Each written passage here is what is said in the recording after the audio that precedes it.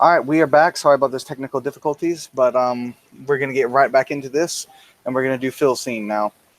All right, Hey, you are sitting by the grandfather tree hey. and waiting for him. It's all of your surroundings. Oh, it's just darkness as you're seeing through Anir's toy that you gave her, Mm, and you see that she's beginning to enter into a cave. mm, But you're interrupted from watching and following her. You hear the voice of your grandfather speak out from the tree again. mm. Good, you have returned. Uh, in character voice, um, anything, anything for you. I sense your companions are gone. Have they left you? I have told them that I will meet them. I I am seeing through the eyes of a toy they carry. Good. You will need their aid in recovering your lost charge. What must I do? You must How prepare. how will this be done? When their chieftain returns, you must retrieve your charge. He wears it as a trophy and amulet. Take, My character is going to seethe with anger. How dare they?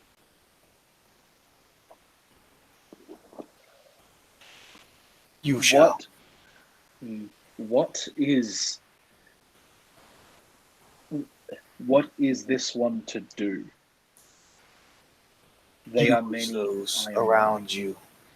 Use your companions. Use the people of this island. Oh, sorry. I didn't Take know that was a proper link. Sorry. Okay. No worries, bro. So we are you. in my scene moment. Yeah. Use them. Take them. Prepare to take this seed by force if need be. I am. My character is going to be looking perplexed. Um, Grandfather, may I speak truth as I see? What? Using others, bending them to bending them to my will. This is God's work, not mine. This is usurpers and traitors' work, not mine. I am using emotions given by Yilmok, and it feels wrong to me. Those around you serve the usurpers. Those around you are no better than those who are stolen from you.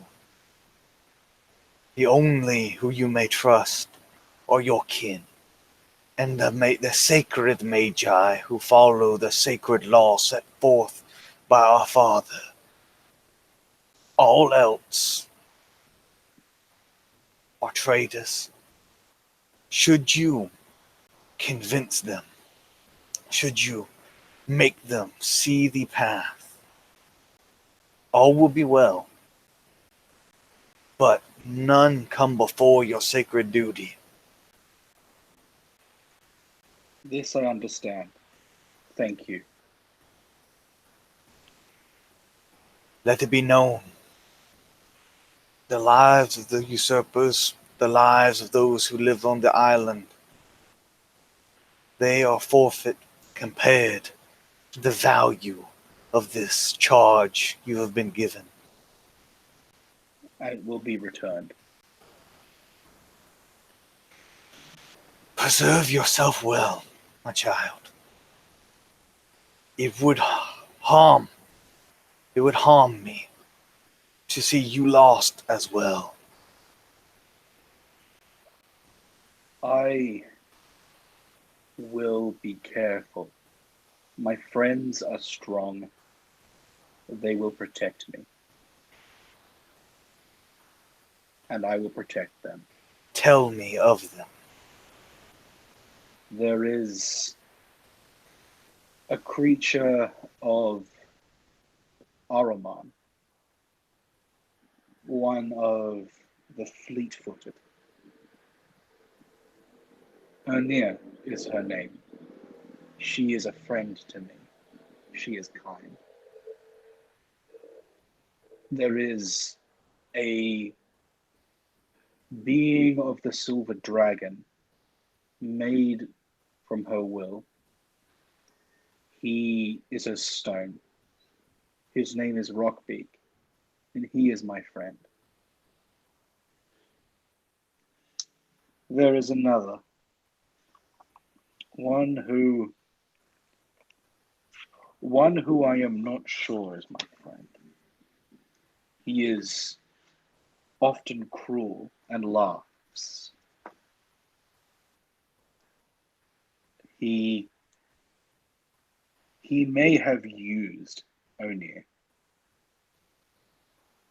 I will not speak his name to you, in case he is foe or friend I have yet to know.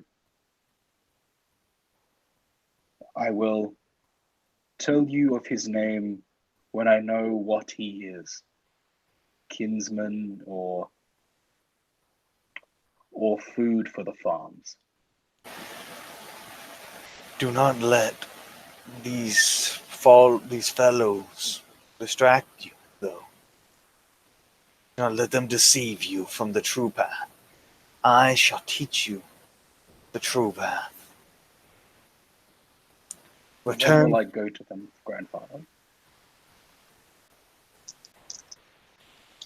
You Or they should. are... Sorry, after you. You should be wary of those you travel with, but not hostile. Not yet. You should be concerned of the kindness this creature of darkness shows you. This silver spawn you speak of sounds to be the closest you have to your kin. He is spawn not of usurpers or darkness. It would be wisest to not trust wholeheartedly the others. As for your path, you should return to me. Return to me when you have time. Return to me when you are alone. These secrets are for you and for you alone, my child. None shall hear the sacred paths of the Magi, aside from those who have proven worthy. These are not for the common folk of Kvegathale. These are for the true protectors of Kvegathale. For those who would not misuse this power and those who would not fall to the allure of Ahriman. You are wise, and you are kind. I will be with these companions, but I cannot trust them. For only you, my grandfather, and those who are of our faith and of our kind on this isle, I can truly trust. Would you know of any others? Any witches that dwell here? You are the only of the faith here. You are the only of your kind here. Grindel or Orc. You are alone. I have you, so I am not alone. It pains me to not be with you, truly and only in spirit. I cannot protect you when your enemies come for you. There must be a time when a sapling grows into a tree. Must be a time when a seed first sprouts, and there must be a time when the olden trees fall.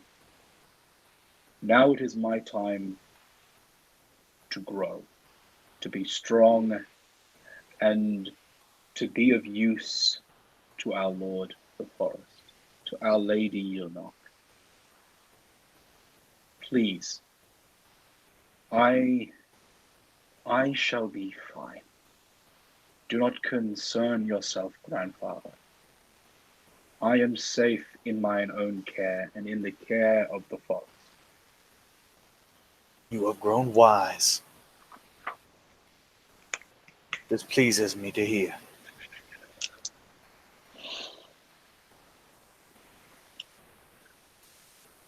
I will leave you now after the night's lesson, but first, I shall begin your instruction in the sacred ways. First, we shall begin the instruction on the ways of the laws of the Magi. And then he begins to just go over a long history. And it's like almost like a montage throughout the night as this long history lesson gets taught to you about the sacred tenets Nathraxu put down, how magic is supposed to be used, how there are people, the warlocks, and how there are the profane magi who would take the gifts and do horrible deeds with them and break the sacred pacts of Nathraxu, the laws laid down by those who came before.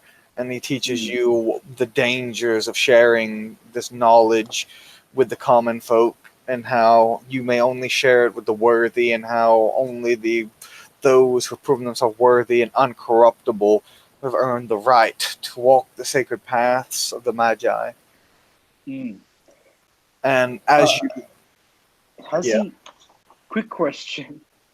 So he's in terms of the esoteric path of the witch. Is he attempting to teach me? So which path is he taking me down? He is giving you right now a general knowledge of magic in general and hasn't gone into specifics right now. He's building the foundation for you to learn of magic. I see. He's basically just teaching you the responsibilities you have to adhere to as a magi. 100%. With great power comes great responsibility. And then, as he goes through this, and the night slowly passes by, we'll go back to Anir, and you're going to be seeing what she sees as well. So, when I ask for if they have a certain type of knowledge, it's also asking you to see if you know it, and then you can interject and tell me, like, oh, wait, I do know this, because you're kind of sharing the scene together. Even though you can't talk, you do see it. Yeah, I can't communicate with them at all. So it's like, oh no. And they're just making horrible mistakes, and I'm just like the silent observer being like, fuck. Alright, and I believe our stream cut off where you were just made your roll to check and see if you saw footprints. I believe so, and I believe that was a 16 if I recall. Alright. Nah, it was a 1. No, I'm kidding. It was a 16. It's never mind. How do you even roll a 1 with these dice? You can't roll a 1. Jono did it, okay? I don't know how. He lost one of his dice on the floor. He rolled a 1. Anyway, it's a 16. Continue. Indeed.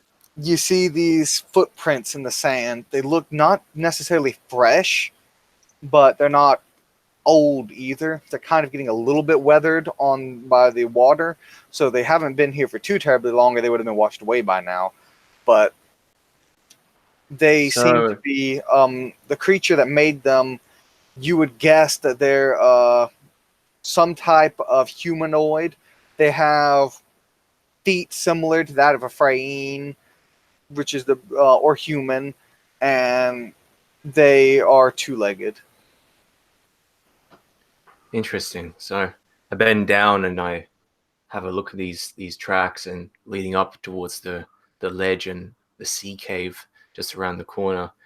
As I bend down, I make sure to pick up a heavy sort of a piece of stone from the coastline. It's got some barnacles on it and some coral and some such in this tropical sort of island environment. So I then stand up and I wave over towards Kel with sort of an outdoorsman sort of wave, like I found something, I'm going in. And I slowly, so slowly and carefully start to move around the ledge, side to side. Not enough space for me to move with both feet, so I'm sort of scooting along the side of the ledge as the entrance to the cage, into the cave. And I see out, and it's like the storm is approaching, right? It's getting pretty close. The storm is getting fairly close, about maybe an hour away. So as I reach the entrance of the cave, I feel like we've already arrived at the location I wanted to show our good companion Dada Kuk Chichi Bi Makia. So I take off, I rip off actually the deer carving from between my antlers and take off the hat, as that's going to get in the way in this cramped sort of cave, and put them away safely. And I start to creep into the entrance and peer inside carefully, silently. As you peer in, you see the cave has these strange paintings on the wall, and it kind of like as the paintings go along like a mural almost, and the cave turns going inward, and the murals follow this turn, and you can see right now the first mural depicts a nude ogre male wearing bearskin cloak in the hills of some foreign environment. Seemingly looks like he's praying before a totem of a bear. As I look at this, I don't have any grades in artists, but I'm very curious. At first, I'm thinking perhaps it could be perhaps some sort of witches or occultists aboard, perhaps. Being a creature from the dark wood, and paintings are of a civilized society. It's more poetry, it's more spoken language that is found in the dark wood. But occasionally you do also come across sacred shrines and old places, forgotten places. I start to get some of those memories as I sort of peer in, and very carefully and slowly I want to move into the cave entrance and sort of see where this painting leads. As you follow the painting, you see it slowly describes this, what appears to be like a mural of this ogre's life, where he goes across and rips the head off of a human, these strange creatures like you've seen on this island, and then a mob of them seems to chase him away, and the painting trails off and goes around the corner. As you follow it around the corner, you see the ogre is now on a boat in the ocean, and then a storm hits his boat, much like the storm that hit your boat when you were captured, and a war party of sirens, much like the war party that attacked you, attack, and it displays him killing multiple of them before finally being subdued and dragged into the ocean. The mural does continue on a little ways down, but before you get the chance to continue examining it, you catch the smell of smoke and see a faint fire deeper within the cave. So I stop dead in my tracks as I smell that distinct scent of outsiders from my culture. And I hesitate and I wait and I listen, and sort of not knowing what to do, I peering at the strange window into some sort of reality that this painting is, or this picture is. I can't help but feel that this is so similar to our current situation. It feels almost creepy, like a sort of deja vu sort of style thing. I hesitate for a moment, still clutching the stone in my hand. Wait, and then so slowly I begin to creep backwards, keeping my eyes forward, my dark vision perfect here in this darkness. I begin to creep backwards slowly. I want to check with the others first. There's someone here, I say into my own mind, my own thoughts, as I then go outside the entrance of the cave, and the wind is slowly picking up as in the distance the thunderbirds are getting closer and approaching. And I look around, I realize that, and I think to myself that we have to find shelter quickly. This looks bad. And I scoot around the edge of the ledge outside, where I will head to my 2 waiting companions. Just sorry about that. Just a few moments before Anir comes back out of the cave, Kel will nudge Rockbeak with his elbow, and he says, kind of with a sarcastic tone, if she bashes somebody in the head with that rock, you might be able to have dinner. Hey, man, don't tease me like that. Eat him up. And that's when Anir will come out, and he'll just smile. We give her a big winning smile, and he'll shout up the escarpment. Like a green shadow, I fall down upon the from the top ledge, kind of like bound down. I look. What do we have? Startled. There is someone inside. There is a fire and tracks. You were right. 2 tracks, like yours a little bit inside. Like mine? He kind of just wiggles his toes down in the sand. Yeah, I look down at your toe. It's not like mine, and I kind of raise a hoof. I kind of like stomp that into the sand a little bit, and show you that, hey, it makes this kind of print. Like, see, I taught you something. So I go, Rockbeak, Kel, I don't know if there's any sort of monster inside, but maybe, I don't know. I want to come outside and check with you first. Are you? We were just talking about you bashing in someone's head in while you were in there, and Rockbeak having his dinner, but apparently that didn't happen. He looks down at Rockbeak. I'm sorry, my friend. No dinner for you. Hey, I mean, it's not off the table yet. I mean, they can't kill us all. We just go in there and just, take care of business. Don't worry. Don't. I look really nervous suddenly. Don't worry, Rockbeak. I will get you a fat boar or pig or something. Don't worry. It's okay. It's okay. I kind of okay. I'll hold you to that then.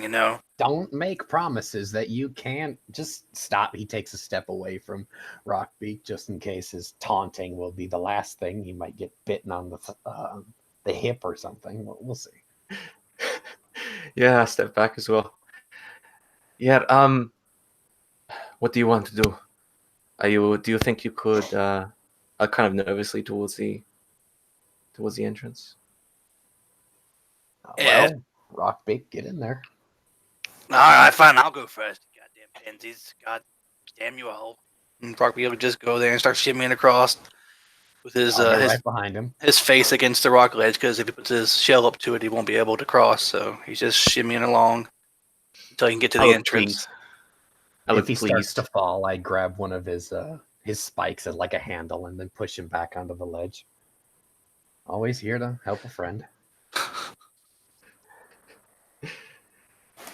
So I look And- very pleased as I don't have to be the one to deal with this.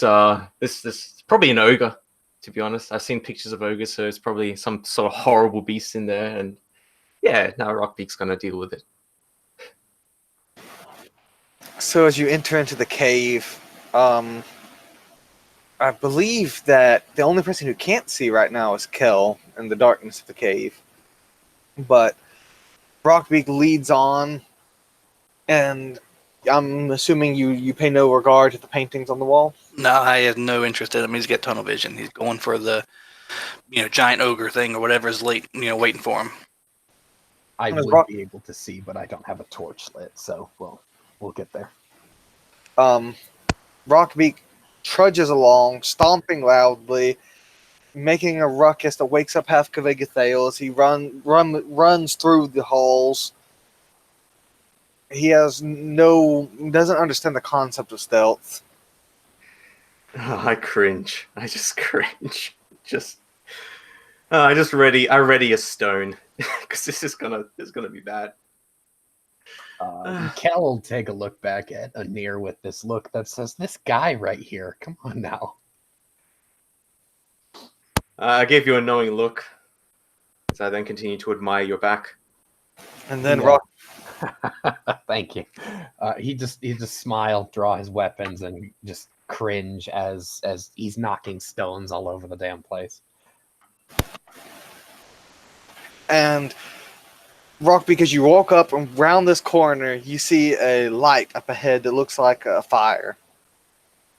I pick up my pace a little bit, kind of like get the adrenaline pumping a little bit. Oh, who's going to be there? What's going to be? A band of pirates, ogre, slug people. So Rockbeak's just, he's picking up momentum. He's going. He's like, oh yeah, I'm gonna eat good tonight. He's chugging. All right. As you go up there, Thomas, please describe to us what Rockbeak sees as he comes rummaging up, making loud, heavy steps. You hear him. You heard him a mile away as he just waddles up to your campsite. Well, you see, it seems to be in the shape of a female, with pointed ears like Kel, with long flowing blonde hair, and a raggedy, torn up dress, seeming to be using chalk or something like it to draw, or more like a write something on the cave walls, and some sort of something that seems like it could be Dedadaes, although it's very loosely written and almost as if it's almost combining multiple languages. And she doesn't seem to care at all that you're coming in. Although you do see, well, you think you see, within the shadow that she's casting from her back being turned to the fire and whatnot, a small light illuminating, a dim light illuminating from her face. Or where one should be. And also, as you move up, when you get into the light, you can also see there's a large skeleton in the corner that you can only guess was an ogre's skeleton. Rockbeak just stops. He's flabbergasted. It's not a slug man or ogre or nothing, and he's just like, "Hey, it's a thing." So, when Kel walks into this chamber, he lays his eyes upon this quite beautiful fraying woman, and he smiles from ear to ear as that next moment, Rockbeak will feel a hand on the edge of his shell, and he is thrown to the side, just out of the way. And you are surprised at how Kel just effortlessly, just with an it just threw you against the wall, and you are now on your back, as pathetic as any turtle can be put upon.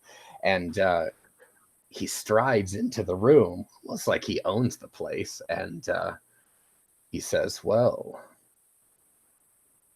good evening, my island flower," as he takes a few moments to take in the sight, and as well that ogre skeleton, and his eyebrows about disappear into his hairline, and he says, Well, Rockbeak, without looking back at him, you will not be dining upon ogre this evening. Ah, you bastard! I can't get up. Someone push me over. Help! Help! Figured I- seems to finish with the chalk and sets it down and glances back he's at been you. speaking Desizes the whole time. Glances back at you with beautiful golden eyes that reflect the light of the fire with 3 grades of attractive, if that matters to you. I also have 3 grades of attractiveness. I have a face of disinterest and puzzlement on my face a little as I stare up at you with seeming as if I could feel nothing.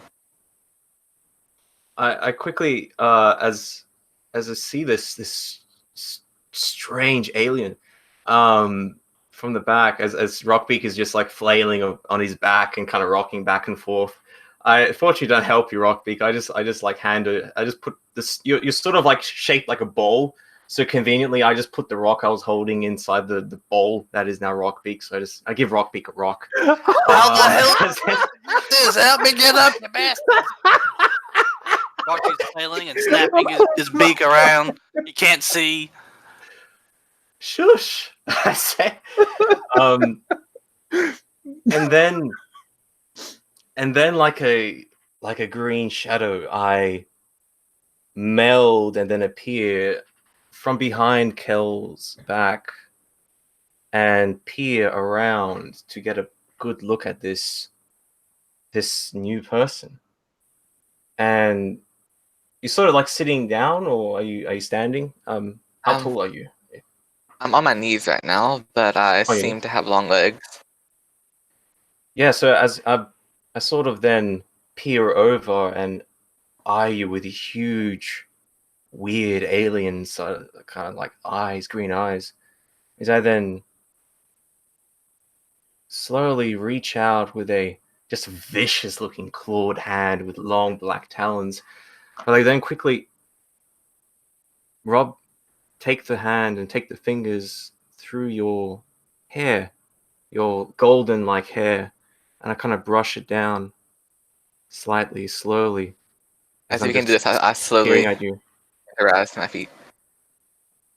And as you rise to your feet, Well, I know not you're about hostily 5 at all. I'm Yeah. just kind of like gently getting up. Yeah, and as you're rising, I'm only about 5'2". How tall is your character? Standing at full height, I'm a little, I mean, to Kel's knowledge, he knows that I'm a little shorter than most trained women, but I'm 5'9", around. 5'9". Okay, so a little bit tall. Okay. So as you stand up and run my weird hand through your hair, I look at Kel will you reach and out say, and smack your hands. Leave her be. Don't touch her hair. Ah, what's going on over there? I can't see shit. "You are," and I say as Rockbeak's just flailing in the background, I say to this new person, "You are beautiful." As I then take the hand again and kind of like take another strand of hair and just kind of pull it down to your front. I've been staring Who at are you you? with seeming disinterest in my eyes, but then my eyes shift over to the side, seemingly to nowhere.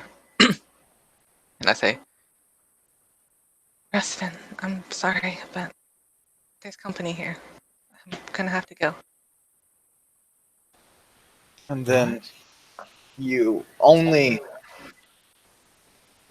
you hear this voice, Tommy. No one else hears this, but it says back to you, I've noticed. He still doesn't make any sense, but it looks very pretty. As he rubs his hand across your work, not smudging it at all, and then fades into the darkness. And I look back at you after saying that. If you're What? here for the chalk, then I'm sorry, but I'm not willing to part with it. The chalk. I look up at Kel with a bit of confusion in my eyes as I'll hand it over to Kel and Rockbeak. Without looking down at Anir, because his eyes are glued to this woman at this point. Anir, help our friend off the floor, please. No, it's fine. I'm comfortable now. I just stay down here forever. It's a nice fucking view. Oh, well, looking at That's- my backside and back, I suppose it would be a good view, wouldn't it, Rockbeak? All I can see is the fucking ceiling. Well, I step you're back, missing out. not taking my eyes off this new person. I think it's a Freyne. As I'm just it's like a stepping Freyne. backwards. As I'm stepping backwards and heading back towards Rockbeak, and then I try and just roll him over. I'm not really that strong, but like I will get there eventually. As I roll you back onto your feet. Oh, thank you. Just stretch my neck out, stretch my arms and everything. It's I then horrible. look at my hands, and there's something on it. Rockbeak, you still got some of that vomit when the Satan attacked you 2 days. Do you bath? What? Do you know how to wash? What? I mean, that damn tree was supposed to get it all off. I mean, it's all his fault anyways. No, I ain't taking a bath. I ain't got time for that. We've been trying to survive. That's why you're infected with diseases and demons. And that's probably because, they took my finger off. And I'm beaten to hell. I look completely like I've given up. but very quickly then I absentmindedly then turn and just face. I don't know how the newcomer can see in the darkness. It's pretty dark, probably in this corner, but as the shadows are sort of dancing in the low fire of this cave, I'm just staring with huge green eyes on the darkness at this new person. Just absentmindedly just rubbing my hands, my claws, just getting the gunk off my hands onto Rockbeak's, putting it back on Rockbeak's shell. It's his vomit, so he can have it back. Hey, come on now. We just tried to shrug away, get away from in here. He doesn't want more vomit. So as you move away, then I once again assume my position behind Kel and just staring. My eyes are shifting between you all as you speak. But then suddenly my eyes widen, as almost as I forgot something. And I quickly go back down to my knees again and pick up 2 pieces of chalk. And then I start writing in a very strange way, with one hand over the other, seemingly writing what looks to be with words, some sort of sentence or something like that, but very strange, almost like symbols. I begin writing quickly. So, Alan, since I've kind of been standing there the whole time, is it safe for Kel to assume, or should we assume that Kel saw our newcomer basically turn her head and look at nothing and talk to herself? Yes. Okay, so now that she's drawing on the floor with chalk, Kel's going to take a step back and he's going to give her rather a quizzical look, and he'll shoot a look back at his 2 companions. Does any of you read and write? What languages do you guys read and write, by the way? Nothing at all. Nothing. Illiterate city. Oh my god, am I the only one illiterate? Oh, Jesus. Yes, I can read and write. What is she saying? What do you read? It would be... we agreed on... It was Desizes. I can write anything that I read. So I find it. Hang on here. Desizes, Morghulish, and Thuban. As you look at it, it looks similar to Desizes, but some letters are right. Like you can make out half words here and there, but overall it's like a archaic at best version of Desizes. It's very, very odd. You've never seen writing quite like it before. Would you have any... Do you have any grades in artist or academics? I have academics is better than artist. And would you have a forte in deciphering unknown languages? I do not. What fortes do you have in artist, if any? An artist would be calligraphy. All right, you Well, can make. Does that count in this case, or no? That's just typeface. Excuse me. No. Yes, you can actually make a artist roll using that. Oh, Here. fantastic. All right. Oh shit. Oh my god. 28.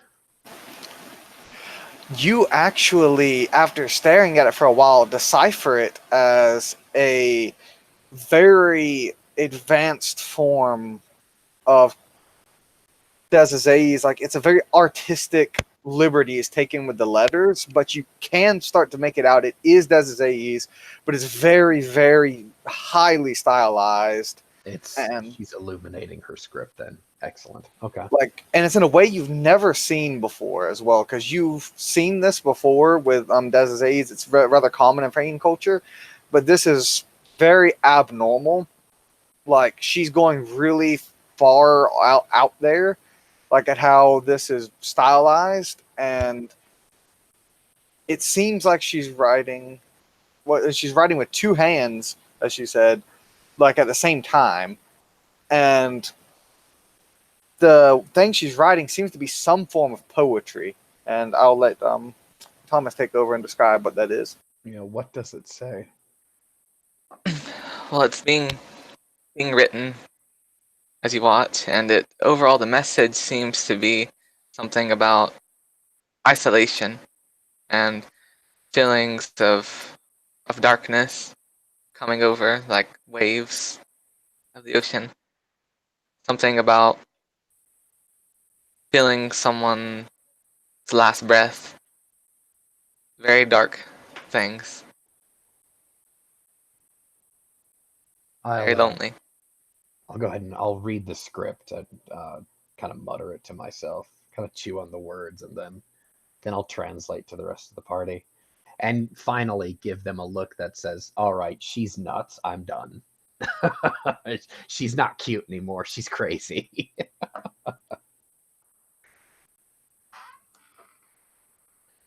You are... What are you doing here? I once again move up a little bit and very, very interested in what you're doing as you're drawing this strange patterns on the floor. Kel, you also notice that while as disinterested she looks in just about everything, when she is writing this, her face is lightly glowing. He'll take note of it and then just smirk as it reminds him of one of the very few fond memories of home, but he says nothing. And as Aenir speaks to me this way, I let down my chalk again. I stand up. I'm here because I wanted to be alone. I'm finishing my work. Your work? Here? Are you hiding from the ogre as well? No. I'm just alone. What is this one? And I point towards the corpse of the skeletons. Is that you're doing? Kel looks on with great interest. No, it was here when I arrived. Although I have befriended Rusfin since. Befriended the corpse. I'm not told at you. Are you a...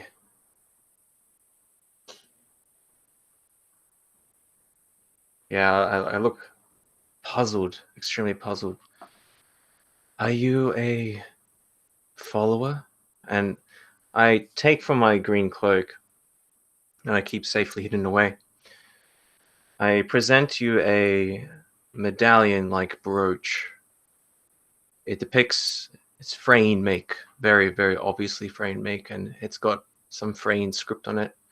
And you can, if you have any grades in theology at all, you can very quickly determine that it's a holy symbol, a pendant of Array, the goddess of dawn. It picks a flaming chariot pulling the sun across the sky by a unicorn. I don't seem to show much expression, but even that you can make out, even I'm a little puzzled at seeing this. I clearly don't understand it. No.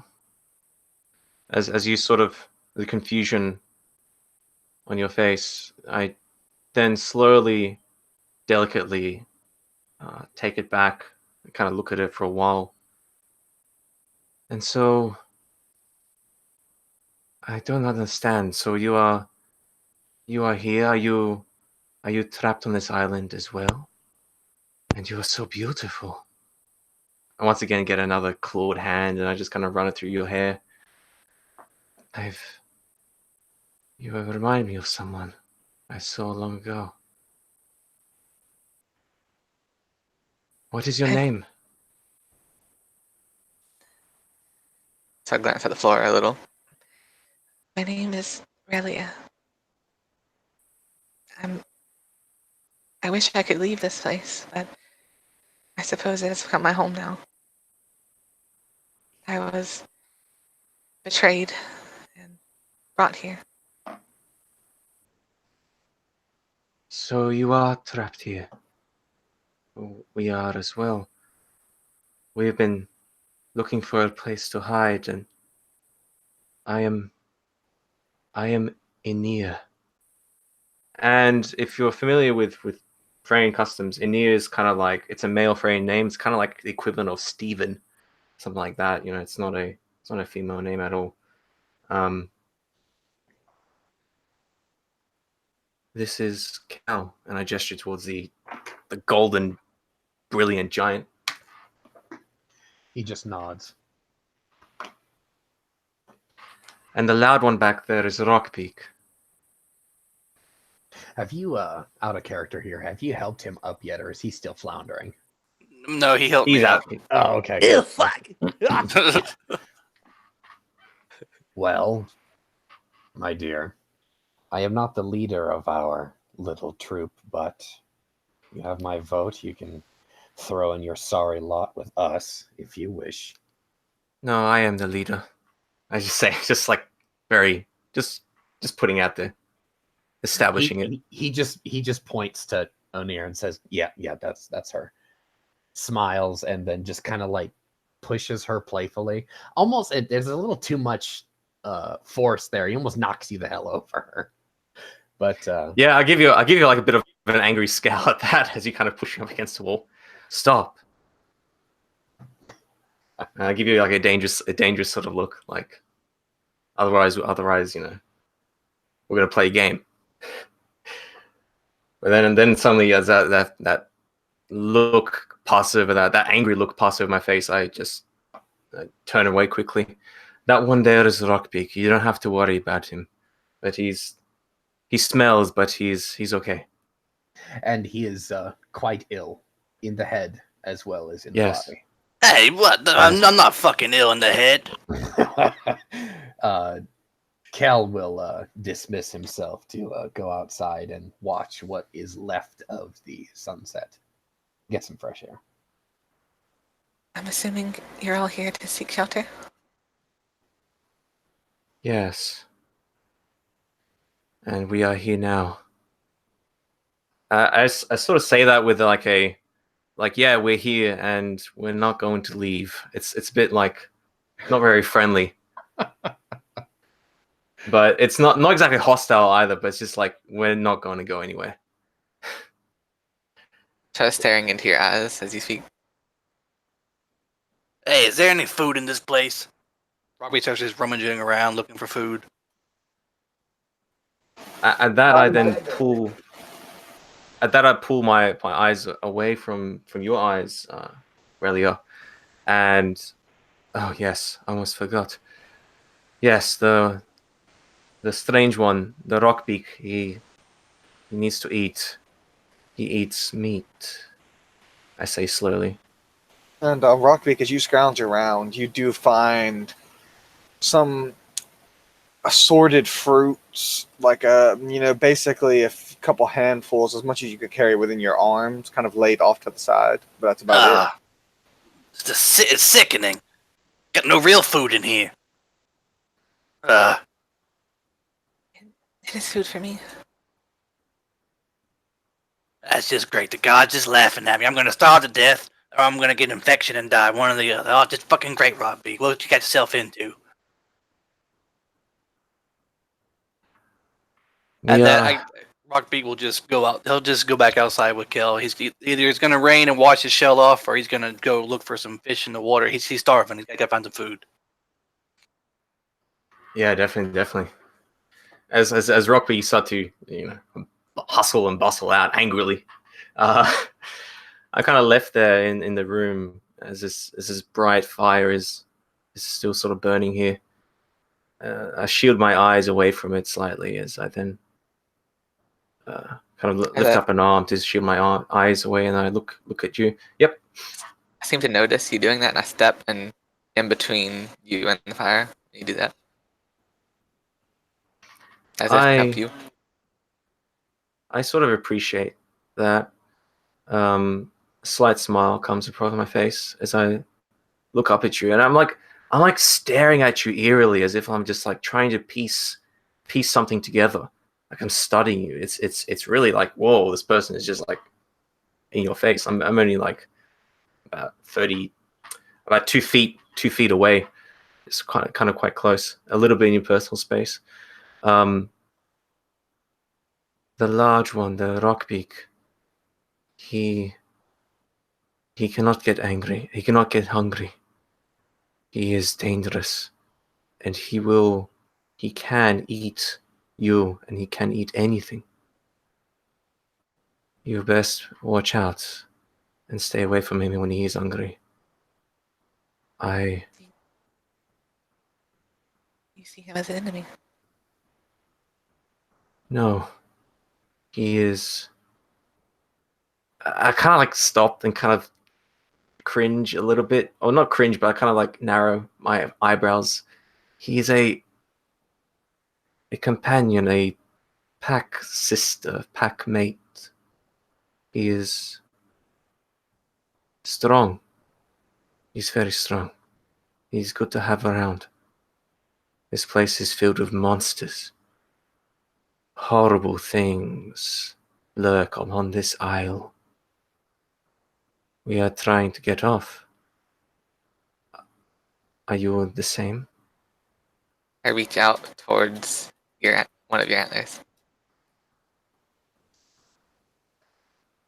I slightly move back. Slightly, but then move forward a little bit. And then allow you to touch them. They've got a little bit of string on either end. Sort of like this for some reason. I just gently poke one of them and then take my hand back. Are you from the forest? Yes. I was born there. I lived there for most of my life. And I left. I left when I found something else. When I found the dream for something else. But I believe I've heard something of your kind in my home. Is that so? I kind of step forward a little bit, just slightly closer. And what do you think? Well, I heard that you were food for predators. Those creatures that act sentient. Kind of hiss at that slightly, look a little bit angry. Yes. Yes. We are attacked by them. We are hunted by them. But and I grip my green cloak together tightly with these clawed hands. But as I lean in, we also do our own hunting. We also do our own.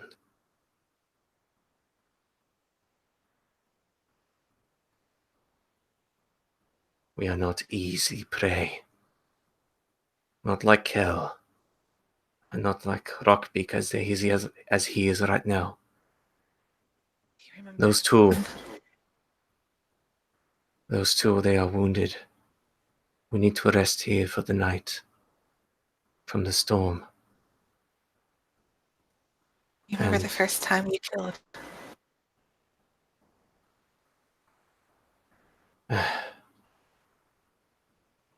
I kind of look far for a little bit, as if I'm just staring out into space for a second. Yes, I do.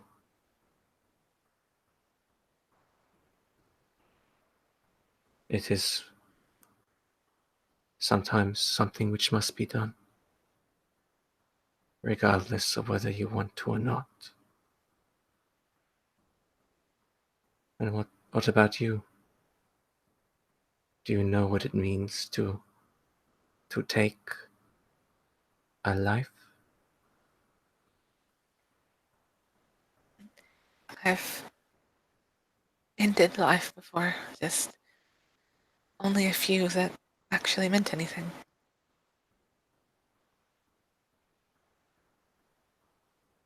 I look just surprised at that, slightly a bit of sadness and sympathy appears in my huge green eyes. And once again, I sort of take out that hand, and I'm just sort of obsessed with your hair a little bit, and kind of playing with it a little bit as I run it down your hair. I would like to speak to you more. I need to go and get some food for Rockbeak, so that he is not hungry and will not decide to eat one of us. Will you be here? Yes, I would offer to help you, although I wouldn't be of much use without a sword. I sort of am a little bit confused, a little bit, as if I didn't quite understand what you just said a little bit, but I just nod anyway. It's okay. I'll be back. And I step back, and as I sort of step away, like I kind of stepping back facing you, and then I slowly turn and then just disappear very quietly and walk outside and leave you to the fireplace, I'll the watch you crackling flames. till you enter the shadows, and then try to follow you a bit, but then you can notice that I can't see you any longer, and then my eyes look to the floor again, and then look to the fire, and then sit down beside it. And with that, we will fast forward a bit. So we're going to skip ahead a chain as we wait for everyone to recover. And in this chain, I will go one by one to each of you, and you can give me a montage of what you want to do throughout this chain. But before we get to the montages, I just want to check. Phil, are you going to regroup with everybody and come live in the cave with them? 100%. All right, so you would have made your introductions and everything with your new party member now. What was the name of your character for one last time? Sorry. Well, yeah. Well, I guess it would probably be best if we did run the introduction scene, Okay. like John said. All right. So, when would you be coming? The next day, maybe. Yeah. If like once the lesson has concluded. All right. So this is basically a day later, or give or take, and you finally made your way back to the. You made your way down to this cave, and people are just doing their assorted business, getting settled in, and then we're gonna have you walking in, and it is in the cave next to the fire, and you. I'm assuming you're basically seeing through your staff right now, and Yes. you see this fireplace, and you see this fraying woman here. On the way there, do you mind if I foraged for food? Yeah, that's fine. Just so I don't starve to death. Yes, that's fine. That is a total of 10 on dice, plus I'm using outdoorsman, yes? Yes. So that would be a total of 16. Yeah, you get more than enough food for the day for yourself. Nice, thank you. Alright, Yeah, so so Alright. a tree slowly lumbers in. Tee lumbers. I suppose just if I may very quickly, I would like to just as we finish that scene. Sorry, Phil, but just as finish that scene with Oh, good. with Thomas's character Aurelia. I wanted to go outside and see where Kel and Rockbeak went, and just sort of talk to them a little bit, and then just basically just get settled for the night. And I just want to maybe just do some rolls because I want to also do some hunting and get some apothecary ingredients and sort of fungi from the forest and start like helping healing everyone up, if that's possible. After this scene, we'll do rolls for everyone to see how well you guys perform over the next chain for resting. But I want to do that all at one time so I don't forget anything. So I'm just going to do this scene first, and we're going to go through the rolls over the montage as of what comes up. But did you have a scene you wanted to play out talking to Rockbeak and Kel, you said? Yeah. So like as we're sort of just head outside, and I slink away from the cave entrance, and that weird encounter with this, I think it's Frayne Relia. I kind of head outside, and where is Kel and Rockbeak? Where are you guys? Outside. Hey, you guys. And as a note, the storm has not started yet, but it is getting very, very close, and the rain will start pouring down basically any minute now. Kel has found a nice long reed that he is fashioning into a fishing spear. And if you come by, he's kind of split the end into like a handful of prongs. He just looks up at you, and with a wink, he says, "I'm going to be feeding my pet turtle here soon." Hey, I heard that. Oh, bastard. Well, it's either you eat fish or you eat the small one here. He'll throw. Hey, I'm gonna go for the big one, more to eat. Oh, is that how you are? All right. I will remember that. I just stretch my neck out to you, like, yeah, that's right, big boy. I'll make like I'm gonna smack the top of your head, but I don't want to get bit, so I won't. He pulls his head back into his shell. Rockbeak, he's not yours to eat. I look at you angrily, like very angrily, Rockbeak. Whoa! Yeah. Well, excuse me. Well, excuse Kel me. will stand very slowly and say, "Is that so, little lady?" And I look at you and I Well. smile. Thank you so much for helping me feed him. I motion over to Rockbeak. I look so happy. Yeah, remind me never to fuck with you again. Fuck with you again. I'm going to go look for some, maybe some quick food, maybe a fox or a deer or maybe some piglets or something for you, Rockbeak. And I'll also be gathering some ingredients and remedies. As I then like reach into my pouch and just take out like another handful of these strange fungi, and I pop another one in the mouth, and I just begin to just chew on it. Just kind of like still testing out the various fungi which I've collected, trying to determine their effects slowly through trial and error using my body And Nier's gonna as kill my wanton himself. custom. Yeah, or whatever. Yeah. So so I do that and I continue that process. But and tonight I shall tend to you and Rockbeak after I gathered some things, and then I turn and look towards the cave entrance. We'll have to stay there for tonight. The storm is going to come very quickly. What is that thing? She is beautiful. That, my sweet, tiny, dear woman, is a Freyine woman. Yeah, they all look the I- same to me. Yes, we all do. We're all ugly and golden, and that one has blonde hair.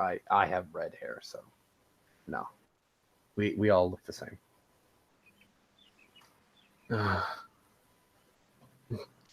What? It's so strange to see one of them here in that place. What was she doing with the rock? She was creating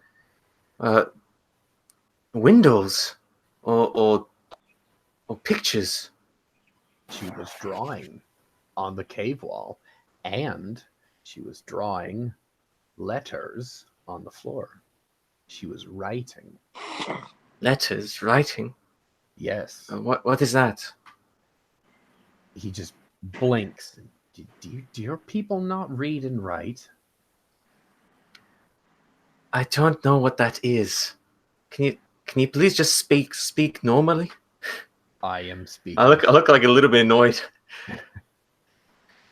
Writing, my dear, is, and Kel will actually, with his finger in the sand, will write down like his name. That's writing. These letters, these symbols are letters, and they make sounds, they make words.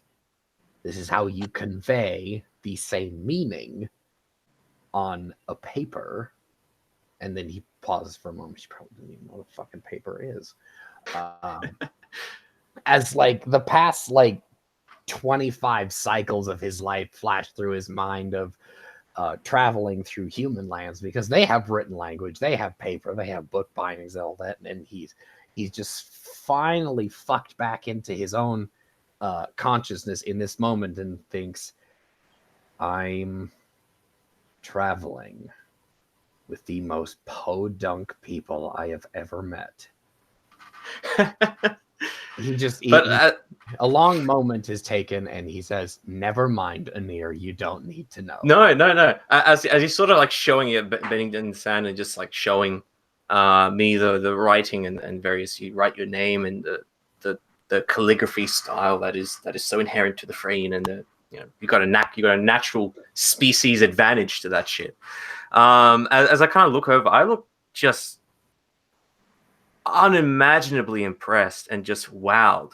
Like, you sort of like glance over your shoulder as I'm just looking at you just with just almost like a childlike wonder at this. And you can speak without speaking and take this and give this to people and they could know? Well, yes, if you could. And so that's what this stuff means? That's what these things mean?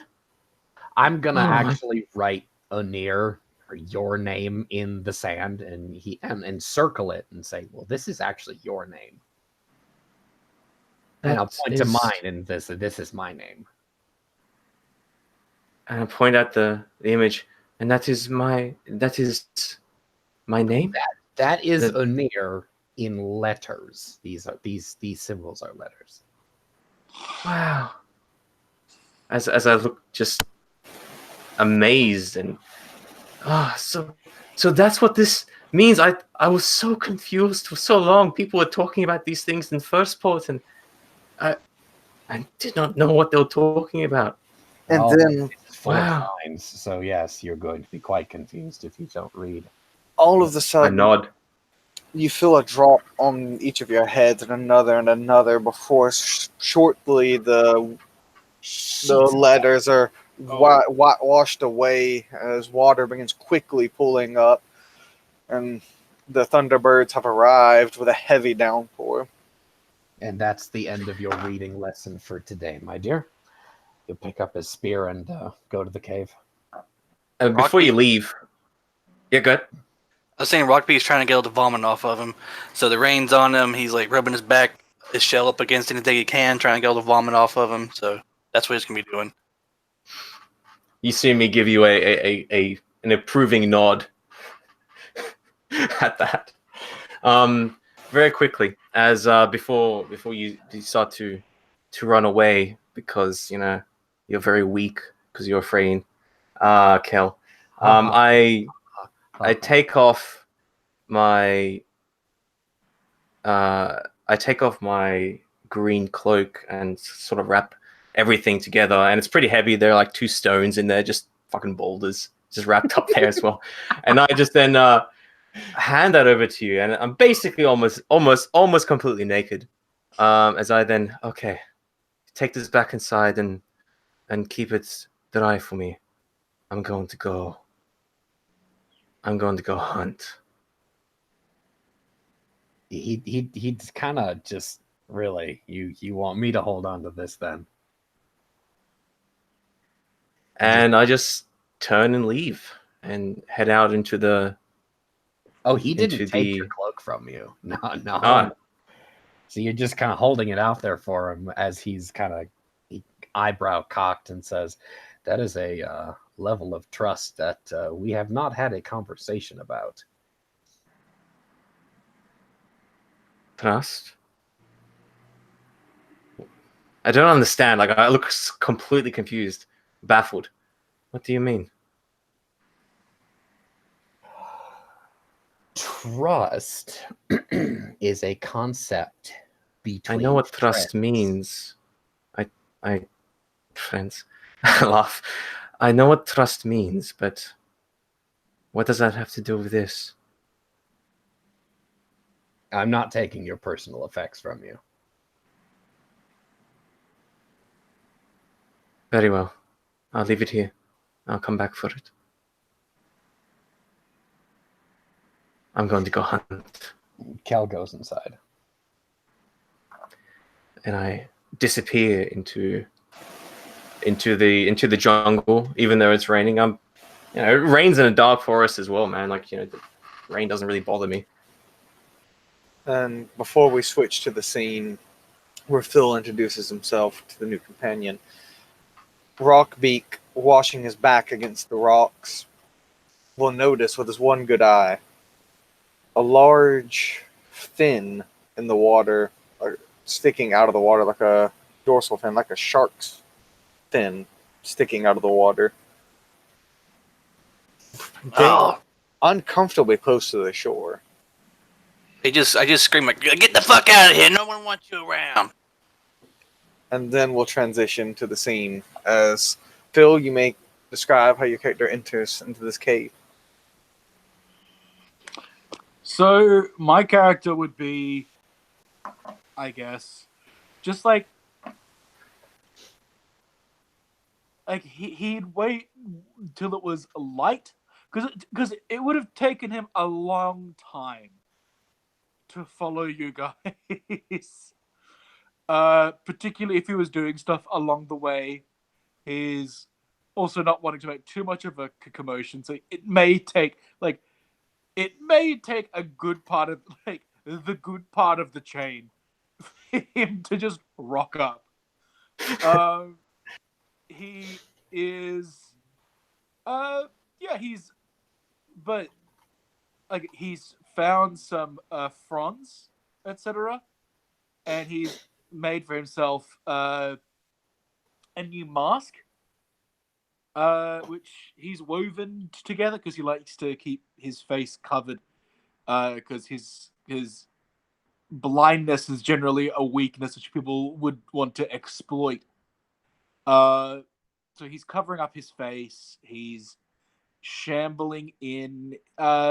He's also, augmented his rags, which he's wearing with some, with some flowers, with some bits of colored vines and vegetation.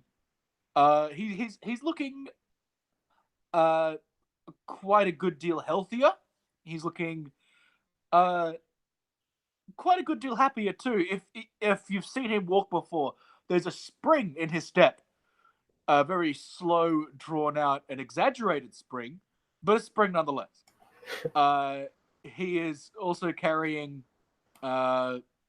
some fruits and berries and some roots which he's brought along. And would I have found any apple or peach trees along the way, Mr. Flametender? No. Apple, You- peach, or cherry trees at all? Cherry None. bushes, sorry. No? There Good. would. The only thing you found on these fruits that you find on the island are unlike anything else you've seen anywhere in the world. They're not Okay. anything that's familiar to you. Awesome. So they're possibly poisonous. Right. So I'm just going to, go where I last saw my companions in the cave. And just go up to the cave slowly and tentatively in case they've moved on. Do I see anybody there as I'm holding my staff in front of me? What would everybody been doing over this chain? Anir was Oh, it's- hunting, right? Yeah, so I suppose so is this like a whole chain after our initial meetup? Is this when Dada is joining us, or is this like a day We'll say, later? Or we'll like... say this is a couple days later. Okay, interesting. Okay, so yeah, definitely I've been doing a little bit of hunting, making sure that Rockbeak is fed because obvious reasons.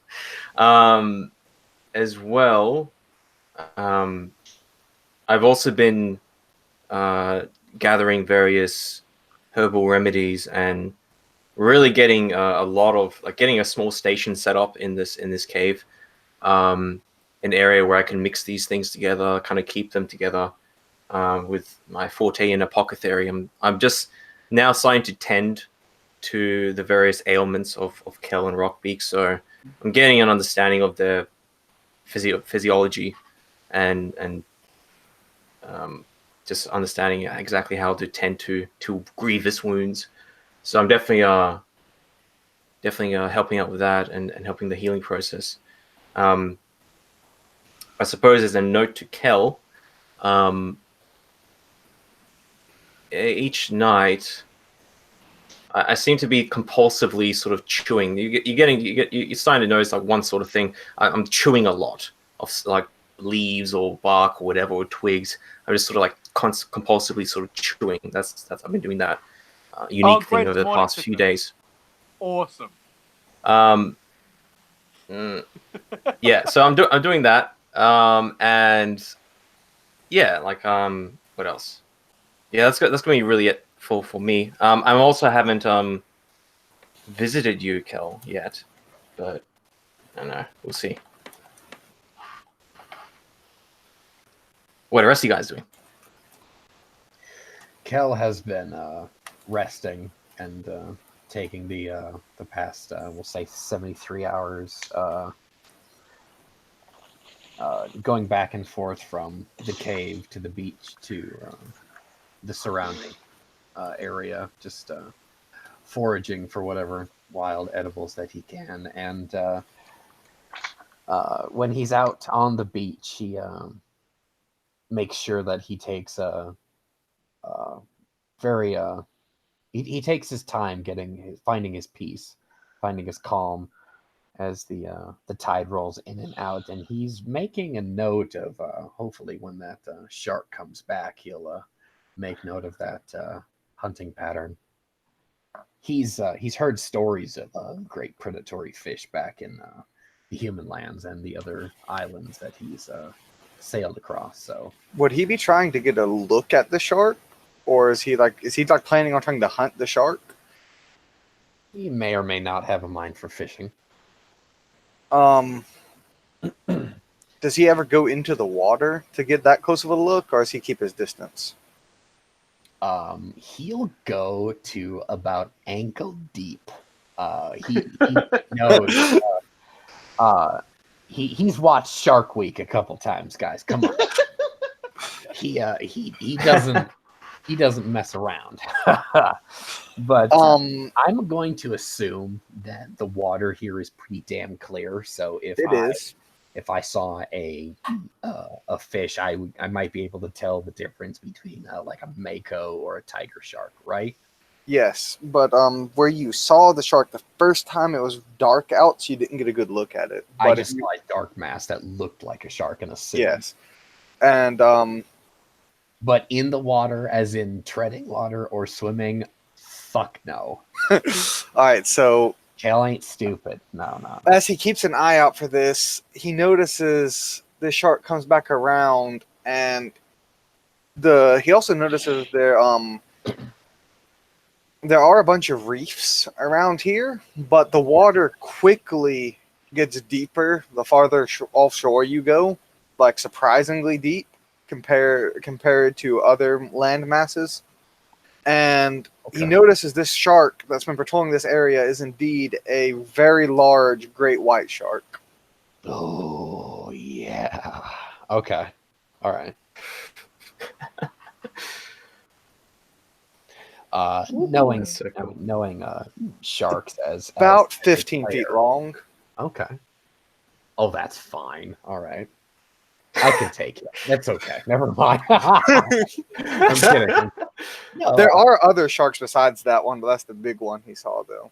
Mostly hammerhead sharks, surprisingly. Oh, those are good eating. Sorry, my 15. character wouldn't know that. 15 feet. That's like, what, 3 meters? Jono? No, that's like yeah, well, yeah, that's like Oh. 5 Hey, no, meters, 6 5 meters, man. Fi- Yeah. 5 meters, 6 meters? Yeah, that's more like it. Like, It's about 5 meters. Yeah. There we go. So That's crazy. No, So I suppose over the next couple of days as well, Thomas's character Relia will notice that I think Kel doesn't, unless you sleep somewhere else, you don't exactly trance. That's gonna be a weird thing that's gonna come up. no, Definitely. I sleep the sleep of humans, and he snores, but it's handsome snore. Yeah. The competition between Kel and Rockbeak. Yes. I make a note to find some herbs that could knock him out, keep him from breathing. Keep them from breathing! Holy shit! She's gonna fucking poison us and kill us. I didn't realize I made her that mad. So, during our stay here, I've definitely like cut up the bones of the ogre here, and I'm taking the bone meal and the bones and sort of like getting that material, as that's great material for like especially ogre bones, man. Well, that's like a strong. So making that. We might have to play a scene about that when. Sure. we Yeah, can so do that. exactly. So I'm gonna head over towards the sort of the corpse of the ogre, as I just came back from just some hunting, and like the second day later or something, and have like some herbs that I've put on just on the floor in the corner. And I approach the corpse, the skeleton corpse of the ogre, and I look to like do something with it. Then You hear footsteps, very soft and graceful footsteps, but I approach you. Are you doing this? What are you trying? I turn and look up at you. Oh, these bones are useful. You can use them for various remedies. I'll need to take some. And I look up at you like strangely. I'm not sure what that would do to affect Rustin.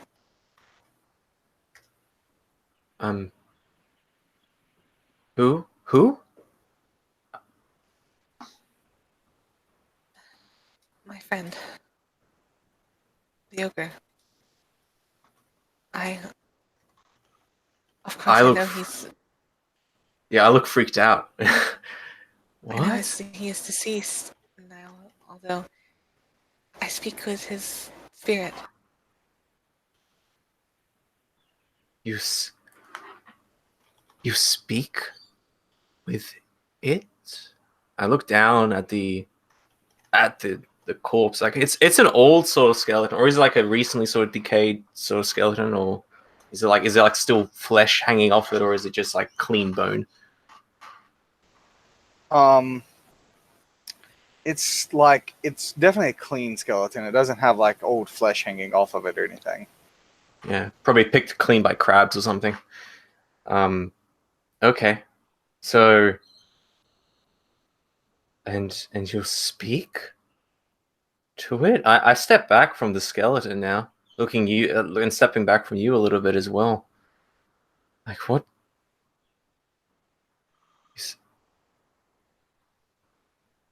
Kind of look at you for a long moment. I'm just studying you. What are you doing in this moment as I'm sort of like looking at you? I'm standing very still and watching you. Expecting this. I see. You can. Is it that you can speak with the dead? Yes. A shiver runs down my spine. I see. I have noticed that you're very clever and perceptive. So you must have noticed by now that I can't see well in the dark. Yes. My friend is the one who led me to this chalk. There's some deeper down in the cave. It's what I thought you came here for in the first place. Is that the stone that you have been drawing with? The letters? Yes, I make an exchange. I exchange a part of myself for his assistance. I see. You are a witch. I did not know. Yep. I kind of look down, almost a little hurt by you saying this. Yeah, I'm a bit like I don't know what I just said, or I don't know, like there's like a lot being lost in translation here, as I'm just like, I don't did that anger her? Like I just kind of step back a little bit. Clearly very very afraid of you at this moment. I look back up at you. Well, I never quite understood exactly what that word meant. But I don't think it applies to me. Do you know of the craft of the wood? Or do you know how to say the words, the old words? I know the language of my kin. Does that count? Yes, no, it is not the language of the flower fae that we are speaking now, but something else. There is another who is of us, and I gesture over to sort of do a circle with my hand. He should be coming soon, hopefully. Perhaps he will know more. I need to go get some bone meal if I do not wish to anger your friend or you. I will. I can see inside you, and I know that you're just trying to help. But I'll have to thank you for not continuing on with this. I wouldn't want Russven to be hurt. I look shocked and just like really taken aback when you say that. I and I kind of wrestling with a lot of conflicting emotions, surprise, anger, guilt, fear, care, concern. All these things are trying to like wage a war in my just for my face. While you're doing I that, easily, I quickly, yep, good. I've been staring at your eyes most of the time. Most of the time that I look at you, aside from the one time I was looking at your antlers. But when you're feeling these different emotions, you see that I look over. I view you from your hooves to your antlers. I look up and down you and looking through you. Yeah, and as you sort of like the spotlight analysis, as if you're able to see into my very soul. I retreat a little bit. I will be back. I will need to get some bone meal. Warm winds to you. I say a common Dazazese Freyne sort of goodbye. Never heard me say it before, but it's kind of like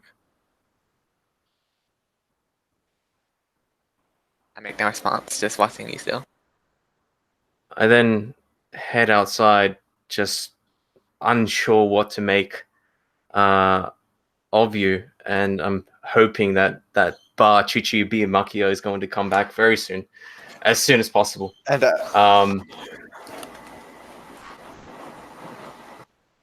and as you exit, you actually see him approaching. So I almost run into you. Boom! Ah! Ow. I look up at you. Yeah, like my antlers kind of stab into your bark a little bit. Oh man, that hurts. Ow. Ow. Where would Rockbeak be at this point? I think we didn't cover what he was doing. He's just trying to heal himself. He's just trying to get his health He's back. inside so the cave, I guess, just hanging out. He's probably just like sleeping. I don't know. He's just chilling, All just right, hanging out. please continue. Dadaku Whoa. Chichi B Makia. I say out loud. Hello. In there.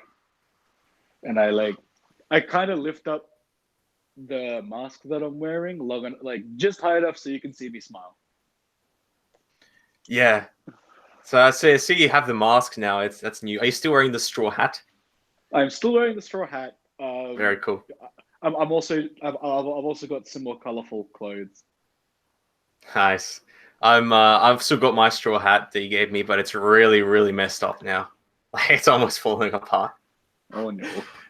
I might have to make a new one. So I grab your you're very tall, so I grab your sort of fist and kind of nuzzle up against it as sort of a greeting. Aw. What You're come. was the person you put away the amulet as you met them?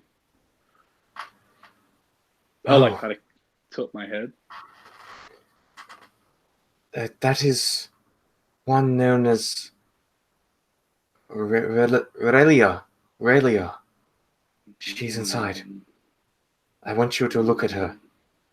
I want you to make sure she's safe. If we are safe. And I sound very concerned. You seem afraid.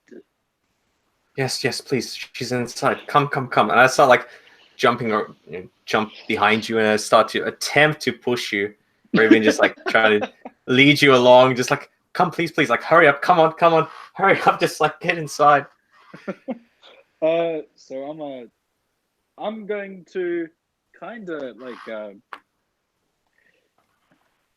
just okay. I'm going to move into the cave carefully. Now, this implies that I'm doing so slower than normal. but well, very very slow. So let's I don't know. I'm getting in there at my own pace. Let's say. So And I am still Uh, trying to push you in. Are you going to attempt to push him even as he tries to Like, walk off the narrow path? Not like, yeah, well, like not obviously to endanger him, but Yeah. like if as in the moments where it's safe to walk, I will attempt to kind of like help him get there carry me quicker. along. Yeah. Yeah, All right, because that as far as I'm would be concerned, dangerous to push him along that small path. yeah, no way, not that, no way.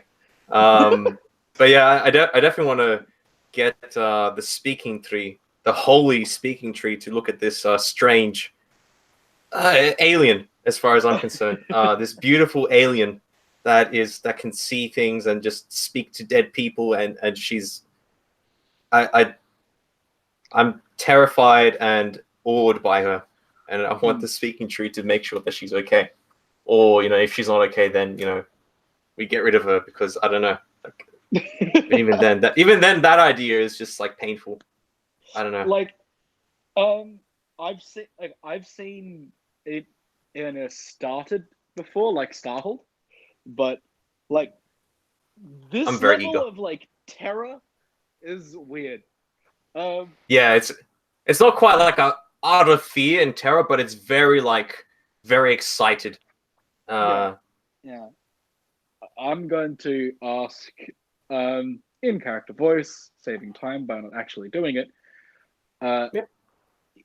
Are Kel and Rockbeak safe? Are they still alive? Yes, Rockbeak is inside. He's resting, and Kel went out to go and look at the ocean again. I believe that's where you went, would Kel. have seen Kel on the beach, and he would have waved. Well, there you go. A Makes quick sense. note to everyone watching and playing, just in case you don't know, all water in Kvegathel is fresh water, Yes. and you could literally just go down to the ocean and drink if you get thirsty. The entire water on Kvegathel is all Leviathan, and Leviathan is all fresh water. Just as a note. Huh. I'm kind of like, yeah, I guess I would have had something to drink as well. I'm gonna offer some of the berries and fruits and roots and shit that I have to Aina as we're getting there. Once we get to the mouth of the cave, I'm going to kind of like, I can't see in the dark, so I'm using my walking cane to just like map out the floor in front of me. I think we'll probably keeping- have a fire going. Oh, okay. Pretty So closer constantly, to the yeah. entrance. Yeah, closer to the Yeah. entrance, everything's good. I am going to. Would your character, my good friend, be sitting at the fire? I am. Thomas, yes. And also, Rockbeak is sleeping nearby as well, I think he said. Yes. So I'm going to extend.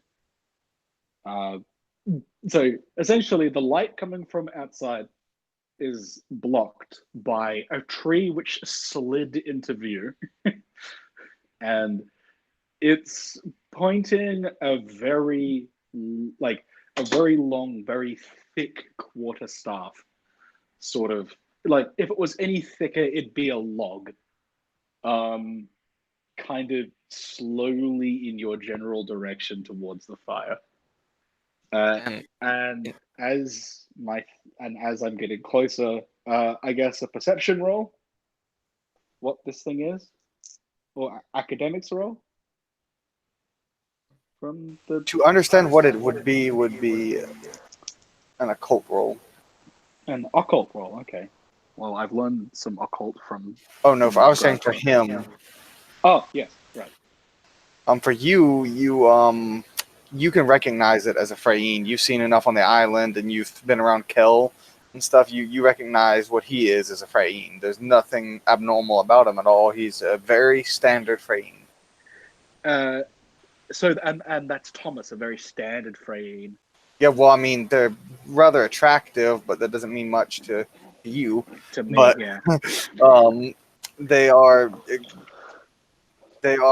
very attractive and good looking, as little as it means to you. But other than that, they look like a normal frame.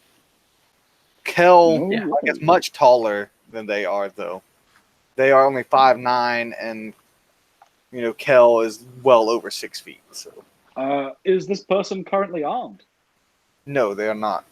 And I will let him take it away to describe exactly what you see of his character. Yes. Well, first of all, is Anir still behind him? Behind the tree? Yes. Yes. Alright, well, Bill, you notice that I am, well, just a standard trained female. I have no weapons or anything, armed with anything at all.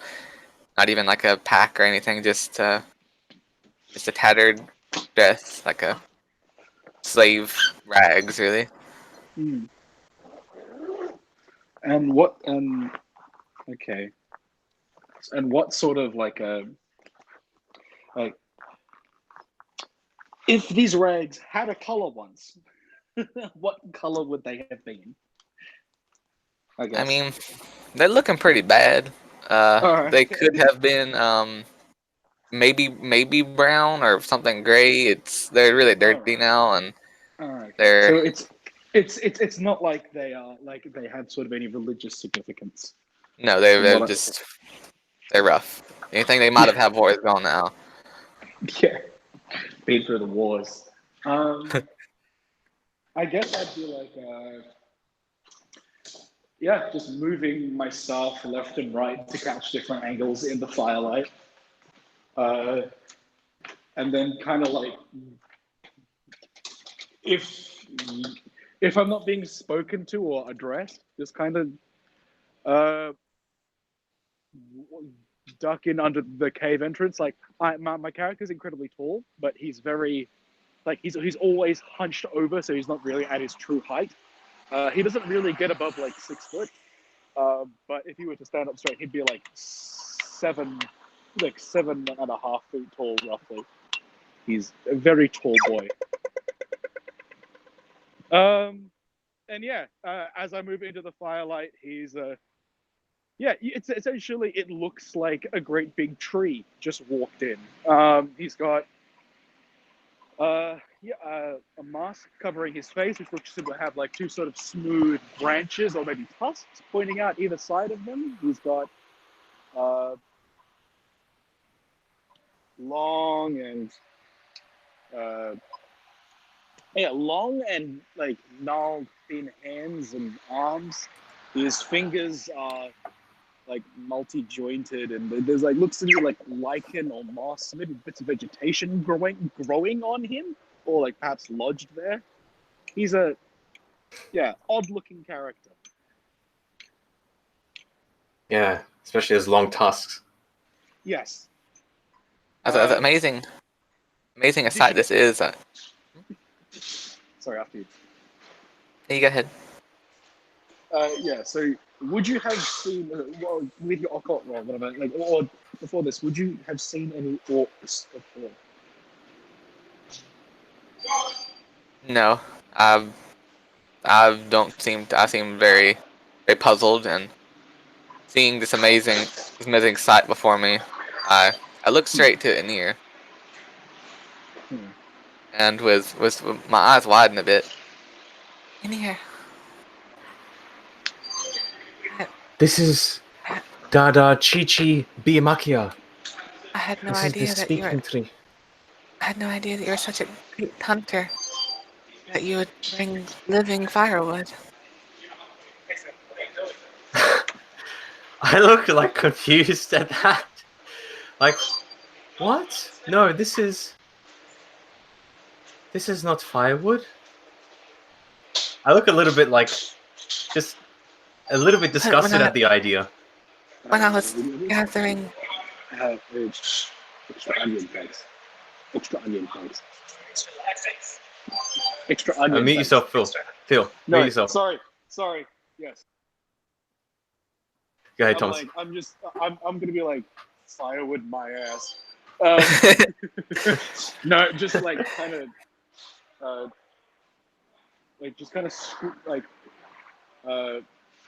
plant my staff more firmly as I kind of hobble into the room and sit myself opposite the fire from the Freyan woman.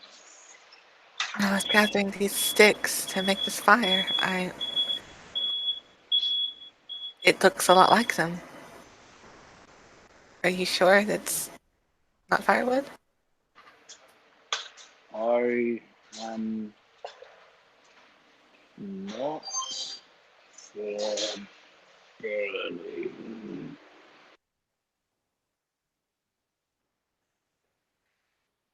And you can speak as well. He's Very alive. bad. It is Yeah, a Mike, holy tree, a speaking tree. My character kind of says, I am not for burning. And then just kind of like plops into place as he finally manages to sit down. Something which you would notice, Joshua, is that my character is incredibly slow.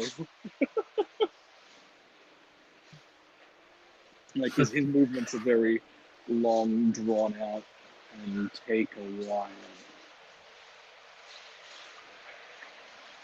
Yeah. So in this moment, I say, no, this is the speaking tree, and yes, he is very, very wise and very good.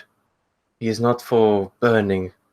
I know you need to burn things every night to see, but he is not that. He is. I look over towards him. He's a friend. He is home. A home. I'm very sorry. I have never seen such a creature before.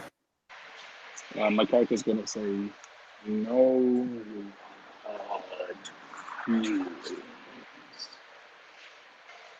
As he, Sorry, can you repeat that in a normal voice? Sorry, because there is some background noise, so I couldn't hear it. It's okay. My character's basically just gonna say no hard feelings. And like, again, lift up the lift up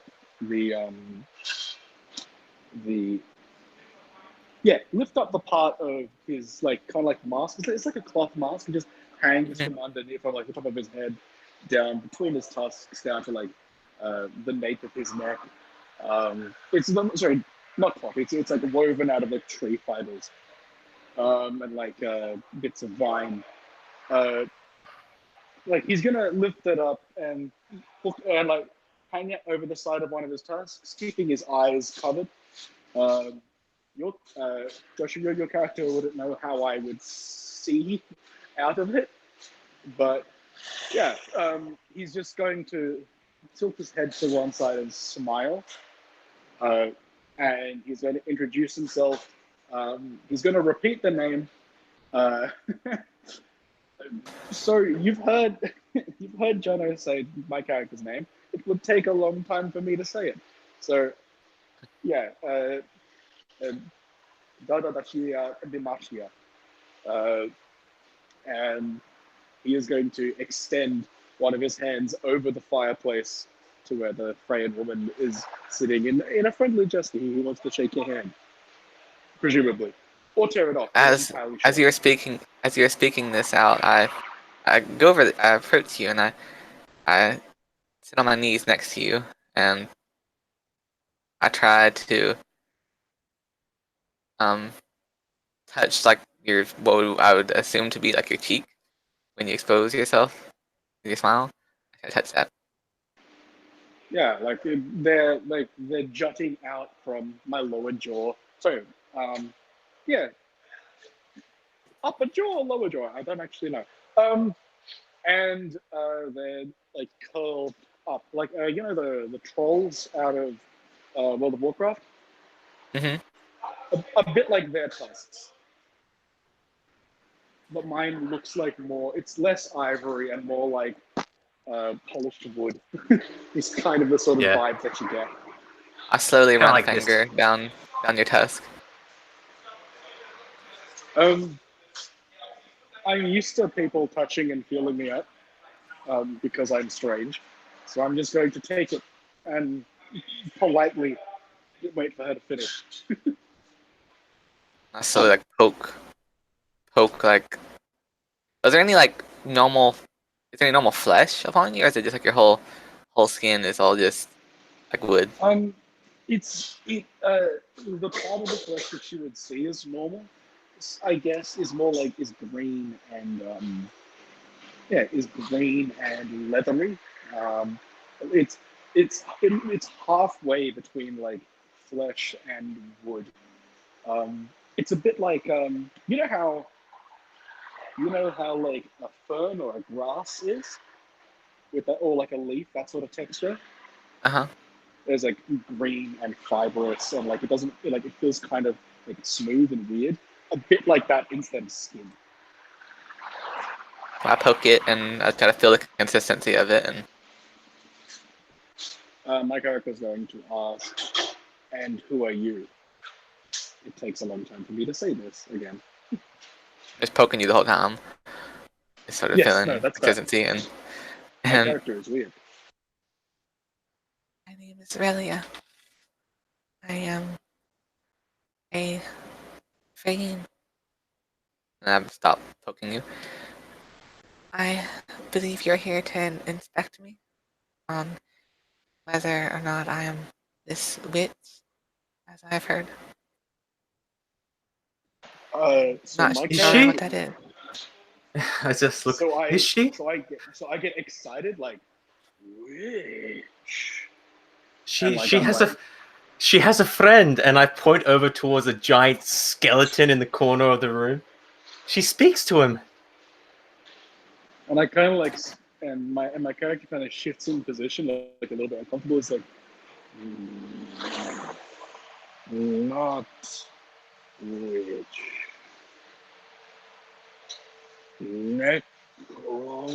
necromancer, which is a dirty word in Dazazian. And then I repeat that in Thruxer to you.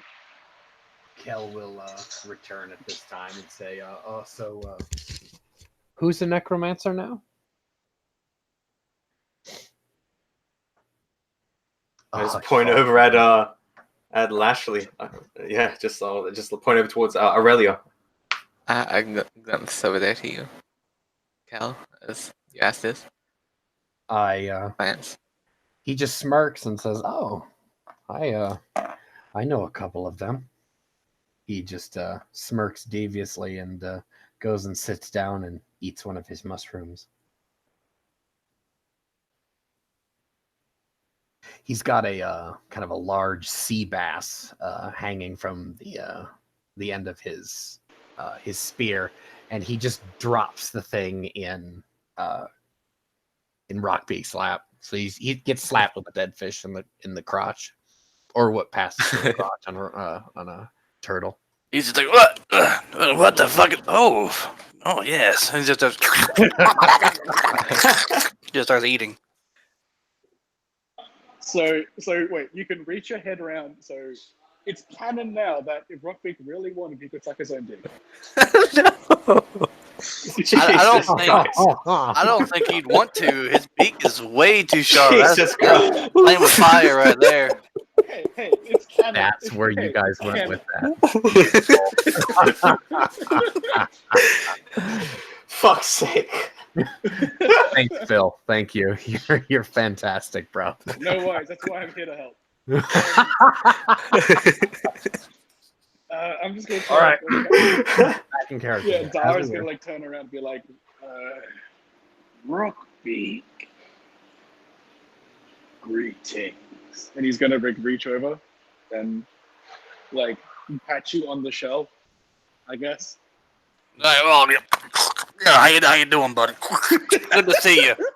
There's fish all over the place. And I'm gonna turn my attention back to the necromancer. And just and it's like, and you follow the second pillar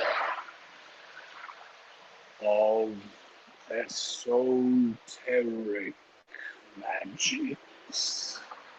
And like I'm kind of like, and like nobody can see this, but I'm squinting.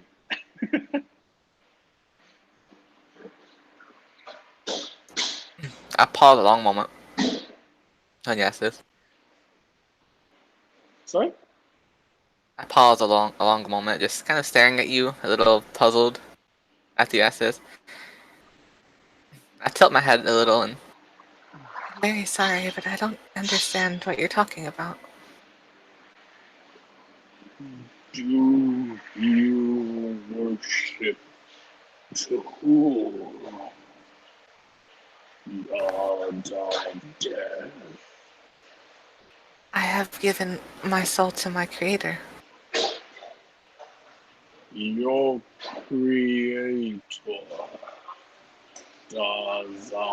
Dazazia? And then, Indeed. like, Very good, Tree Man. He'll actually draw it on the floor with the chalk and Van. Can you read too? yes. Oh, Anir. When you touch the talk, you know, I have Latin. He just picks up the chalk, like, just never mind. You just here. And he puts it back. Oh, yeah. Can you not read? No. Shamefully. No. Cannot read. Shamefully. Yes. I can teach you. My character kind of like smiles. Oh, thank fuck. Really? Now he can do it. Yes, he will do it. I won't. You have fun with her, by the way. I look excited. Well, as I'm kind of like looking at like, I don't know what you mean by having fun with somebody because, just sort of womanizer. Sorry. Sorry. And then again, it's like, Dazazi is not a god of death. And I look at the Freyan, who I've yet to learn the name of, and I'm looking at her like she's lying to me. Well, I'm putting my staff in her general direction like she's lying to me.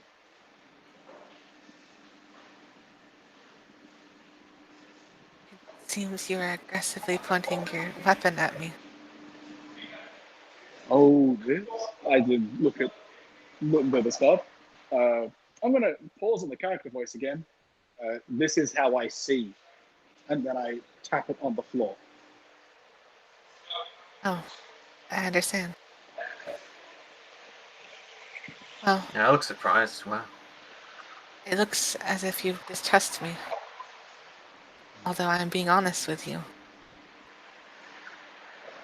What you're saying doesn't make sense.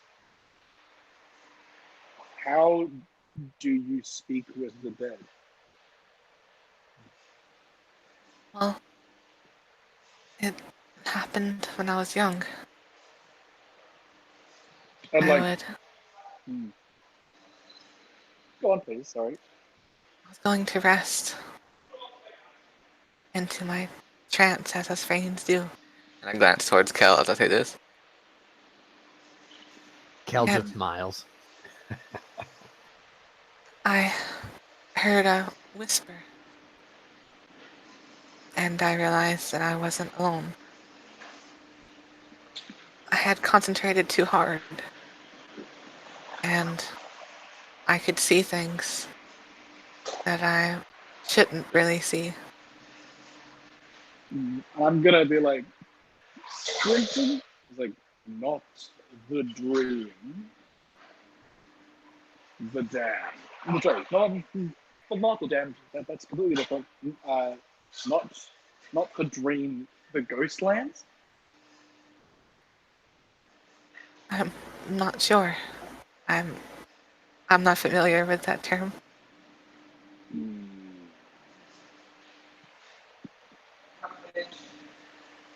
Blessed or cursed are you, child? Dangerous I yet do not know. Can you touch these ghosts? No. I can only communicate with them. Can they touch you? Not that I know of. We certainly hope that they can't touch her.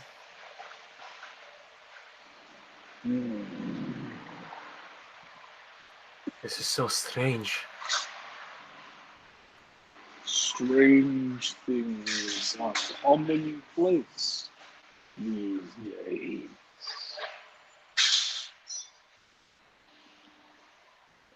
It's like kind of like shrugs,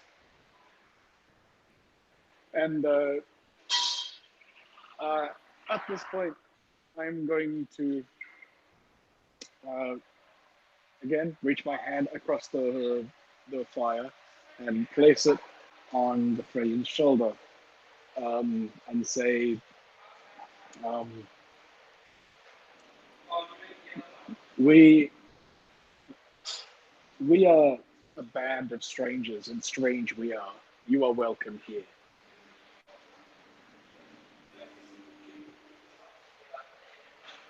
As I don't know, welcome this new person.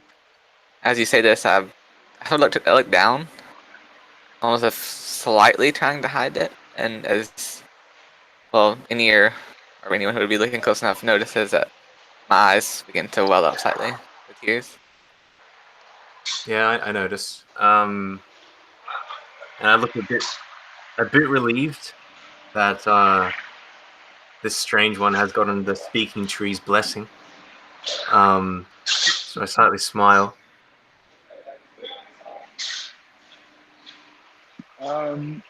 Yeah, and then I turn back to I turn back to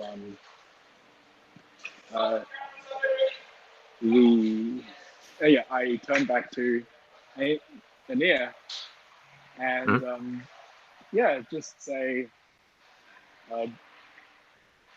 do you know how to write your name? Oh, Kel showed me earlier. I forgot. No, let me teach you. So I'm gonna look around for some dirt to write in, or some writing utensils to write with. Grab some charcoal from the fire, which I'm gonna ask somebody Kel else to grab picks for up me. a bit of chalk and he quick writes her name on a rock. Here, use this. Oh, thank you. As I kind of my head doesn't turn to where you wrote the chalk on the wall, but my arm reaches out and takes it from I you. stand up. Oh, I'm gonna write her name on your arm then. Oh, okay. As I see this happening, I stand up, There you go. Well, And I'll just hand the chalk begging, back. going in your general direction, Kel. No, I'm just handing the chalk back to her. Oh, okay. I'm I'm gonna look at okay. I'm gonna turn to the Frey and be like, sorry. Begin to try to take both of my pieces of chalk back. It's like, may I have the chalk? I say sort of slowly, and it's like, sorry.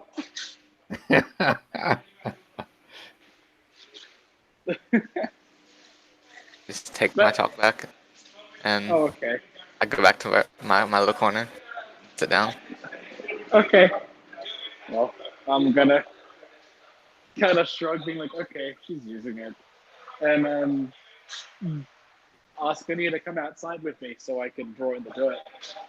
Or in I the look up sand with the feet. at Anir when you ask this. Yeah, I look at you. And I kind of sort of play with the chalk in my hand a little bit, like almost looking uncomfortable. You need to learn how to read and write.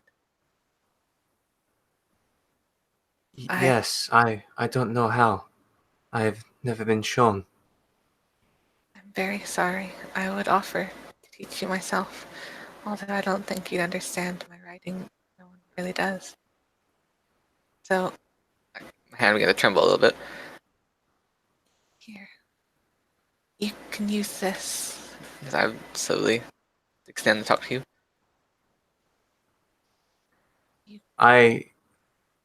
I look at you and the chalk and hesitate slightly, but then I reach over and I gently take it from you and I kind of hold it as if it's like something precious. Like I don't quite understand the significance of this, but it looks like it's important to you.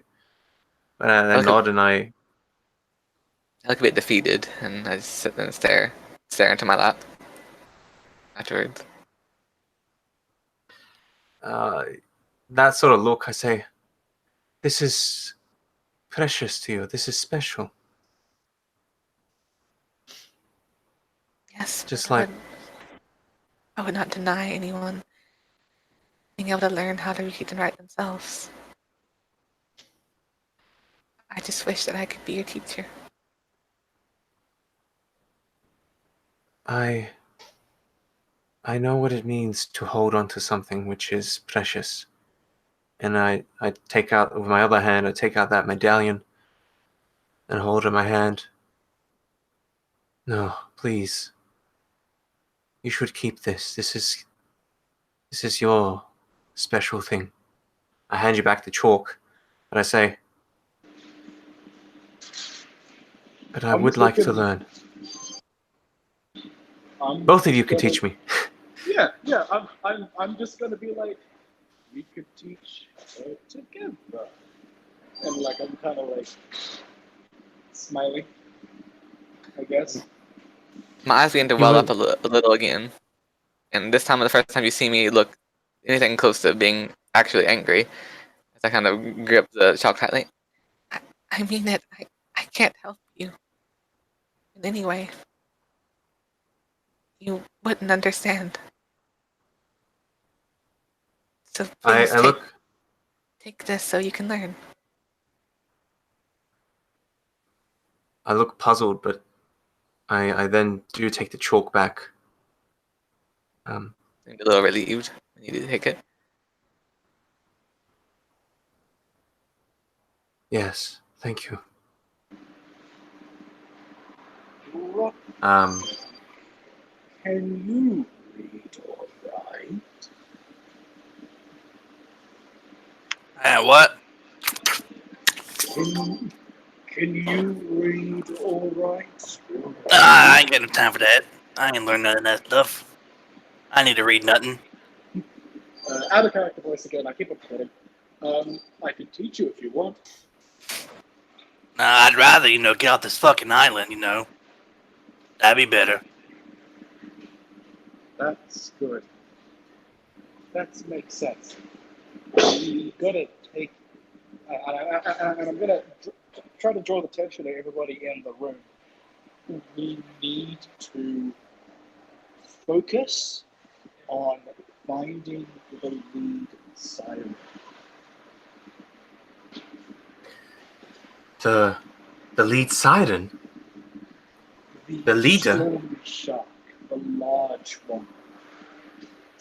One of those blue fish people that attacked us and forced us here.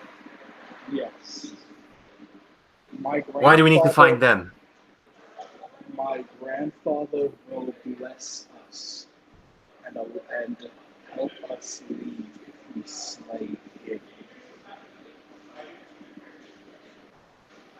Or Truly. steal from him a powerful artifact I say, like, powerful, artifact. There we go. Thanks. And so what?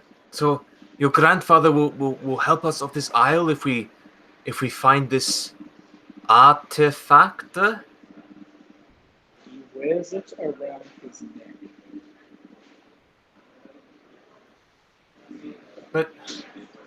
But there are so many of them. They're all around the island. They attacked our ship, and there were dozens of us on the ship, and they still took us. They beat Kel and Rockbeak, and they broke my finger.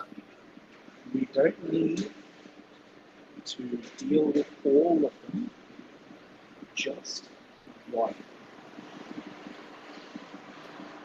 Do you know where we can find him? Give me time, and I can tell you where he is whenever we need to know where he is. Wherever he goes, I will know exactly where he is. In time. I see. Well, we need some time still because Kel and Rockbeak are still not healed up. But hopefully soon they will be. This seems to be a safe place that we found here. Yes. We have away from cover, from eyes. It's smelly and dirty, but it's better than being out in the middle of the forest. And Yes. you have to watch out. If we go into the forest, there are these huge dragons, huge beasts. And yes, there was this slug creatures that I mentioned a few days ago. Speaking tree. These beasts, I saw their home. They look like they could bend wood, or they were shaping it, or something. They did something strange to the wood, and they spoke in a language that sometimes I think it might be similar to the ones you know how to speak. Oh. Thereabouts, for me, it is a few hours inland. There is a swamp. For you, it will take a little bit longer, but no more than half a day, I think. That is another place we can go. But you have to be careful. But the slug creatures, they are aggressive. One of them tried to sneak up on me and hit me with something, so I threw a rock at it, and then it was eaten by a giant monster. Serves the right. Maybe I can speak with them. Maybe we can make allies, make friends. Maybe. But they are not like you. They are not kind. They are hateful. They are evil. You have to be careful. And if they can bend wood, then they can maybe use it against us. What sort of trees were they? It is not a kind that I'm familiar with from my home, but I have seen some of its kind. They look like wheat. Are you familiar with the tree Ijarian Ogun? How do I say it in Deziz? I said a word in Ajiran. Oh, yeah. Ijarian Ogun. How do I say it in Deziz? Crying willow, weeping willow. Maybe the translation is maybe wrong, but it looked like that. But it wasn't that. I know them. I've seen a few of them. It is similar. It is small trunks, small tree roots. I'll give you a description of the tree with my prestigious outdoorsman. I'm pretty familiar with these things and being a creature of the wild. So I'll give you a description of essentially a mangrove. Yes, so I know it. And so I know it's definitely not an oak tree. Yeah, you definitely know that, yeah. Or it's not paid? Oh, okay. It's enough then. Yeah, so it's not an oak tree, not my grandfather. Yeah, I'm not sure we can. Yeah, I'm not sure we can trust them. Give me 1 second. I'm just going to pay for my. Sure, sure. So, Pay for my what do pizza. you think? Doris. What do you think, Kel, Rockbeak, and Aurelia? Are you sitting down, by the way? Yeah, like I'm sort of a generally an energetic kind of person, so I don't really usually like to sit down a lot. I usually like to pace, but I do eventually take a bit of a knee, but I avoid the fire. When you sit down, I still have an expressionless face on. I looked a little bit troubled, but I seemed to calm down a little. And then I'm gonna crawl over there to you, like just crawl. I'm expressionless, but it might come off to you as a little seductive. Mhm. And I crawl over there to you. I sit down next to you, and then I reach up towards your ear. One of them. Yeah, so I look at you with interest. And I begin slowly scratching behind your ear. Okay. Yeah. So I look kind of puzzled. This is like a bit of a slight bit of discomfort for a second, but then I just kind of just relax a bit, and yeah, I want to point out I have literally no guile, so my seduction attempts are nothing. But it seemed like it might have possibly been something. But yeah. So Me- I'm like I just think you're being kind of weird and friendly. So I'm trying to focus on myself a bit, make sure I'm not feeling any strange, like you're not casting any sort of foul, necromancy upon me. But like not feeling anything and just kind of like, this sort of basic gesture of grooming, I think. Oh, she's just gonna groom me. Okay, great. I just grab your ear and I scratch behind it and just rub it. Yeah. Yeah, so I it doesn't seem to bother me at all. And a little while later I look like I appreciate it. Do you have a high end type?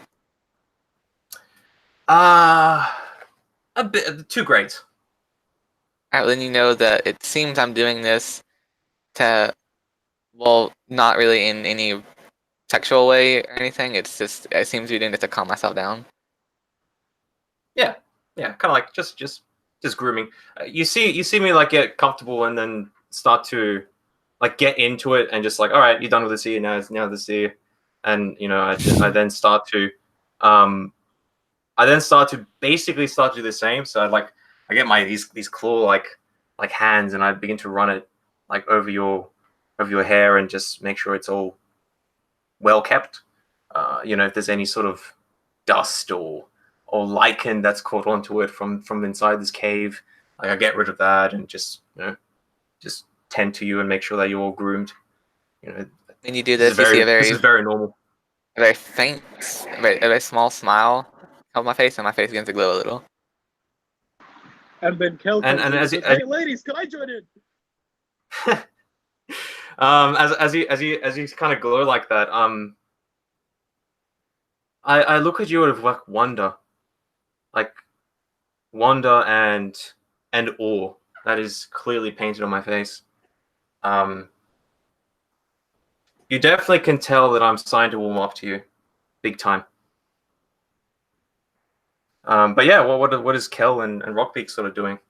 As Rockbeak is just finishing that fish. What was left of it? There's nothing but bones left. There's nothing left. Eyeball, everything's gone. He's eating everything, and he just leave me the bones. I need the bones. well, he just tossed the bones to you. He don't want them. And he just burps a little bit, and yeah, well, I mean, I'm all down for killing some people. I don't care. Well, we get to off this island even faster, So I mean, I'm down for whatever Tree Man wants to do.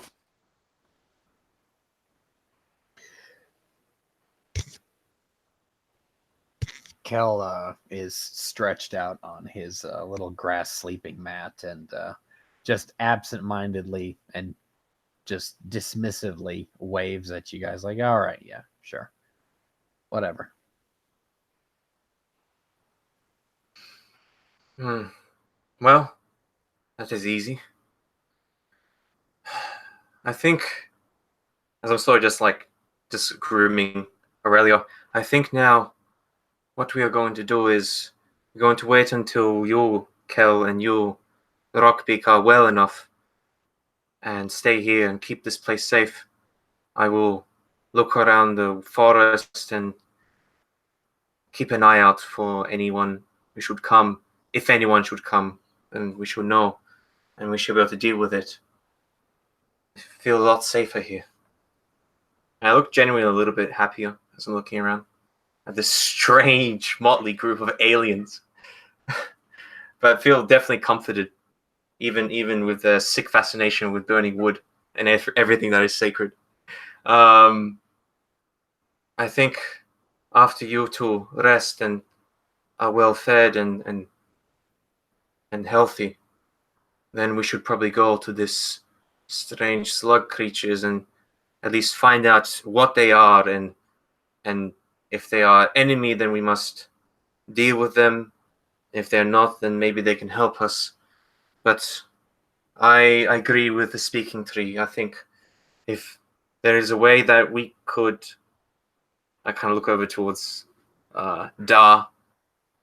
If there is a way that we could get help off of this island from the help of the trees, then that is the best. After all, the ships that we are upon were made of trees, and so it only makes sense that we should make our own ship and get off the same way that we came here. That we have to then. Yep. None of us are, shipwrights or nothing. I can't build no damn boat. Can you build a boat with those long, gangly little fingers?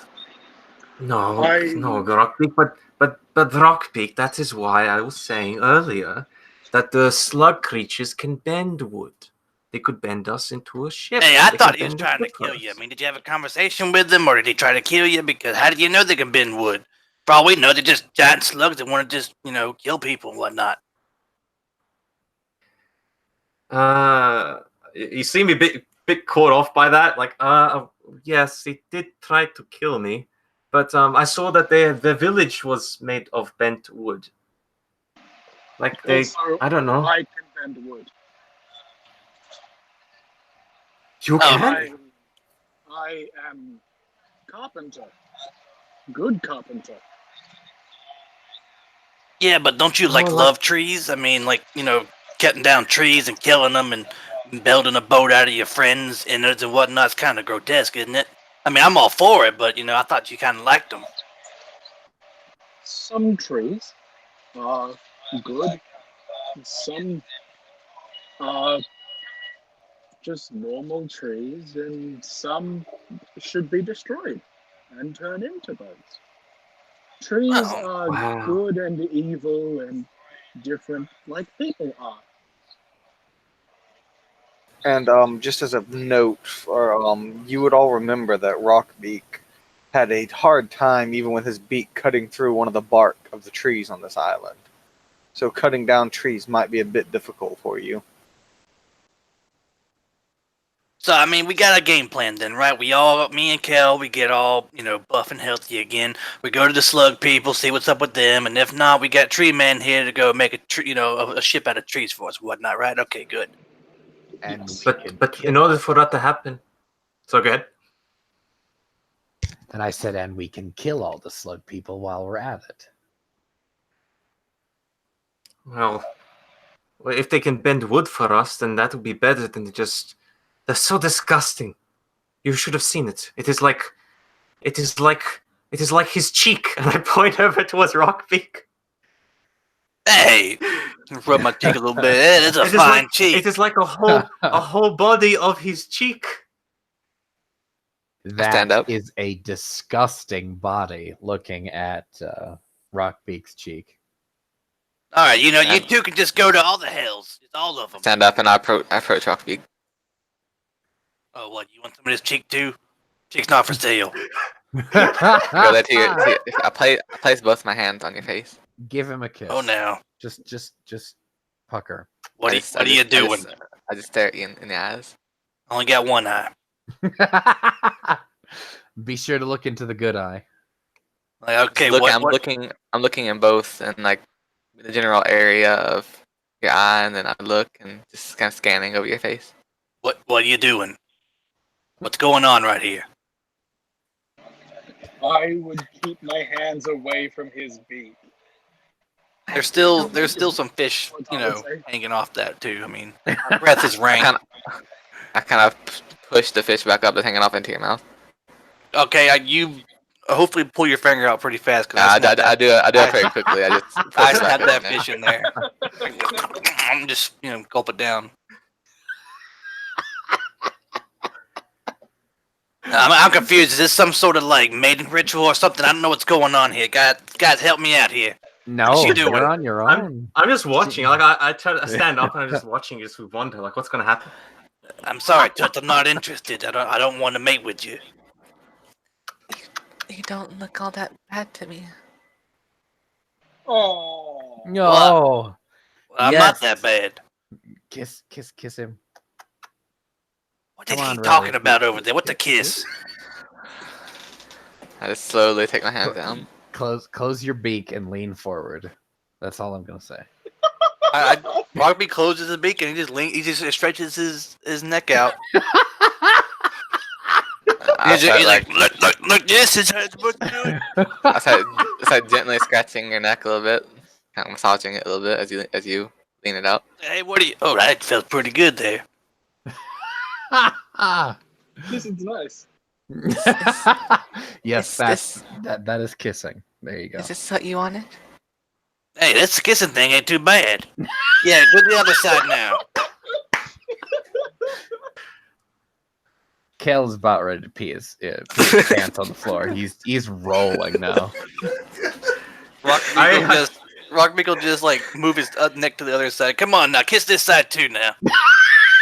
I start rubbing and scratching that side too. His foot will start, thumping down like a dog. Like, oh yeah. I tell you what, I can use this kissing stuff over here now. I start to approach. I approach from behind, and as he's sort of inspecting, sort of like Rockbeak's head, I kind of look over and say, "Yes, I've been also looking at this as well. Look how weird his gills are over there." I start poking it, and it's like as if like two people are just like one's like scratching your neck and just kind of like grooming you. The other person is just like, "Well, what about this? This is so weird." And just poking you. And it's like, no, what are you doing? You're messing the kissing up now. Come on, get out of here. No, this is good. Hold him like that. I can apply some more ointment. I rush over to like the head back in the shell. He just goes back into his shell. I rush over to the bench and I said, "Come on, Rockbeak. I need to reapply these." Nope, it's And like someone threw cold water on the crotch. He's back in his shell. He's gone.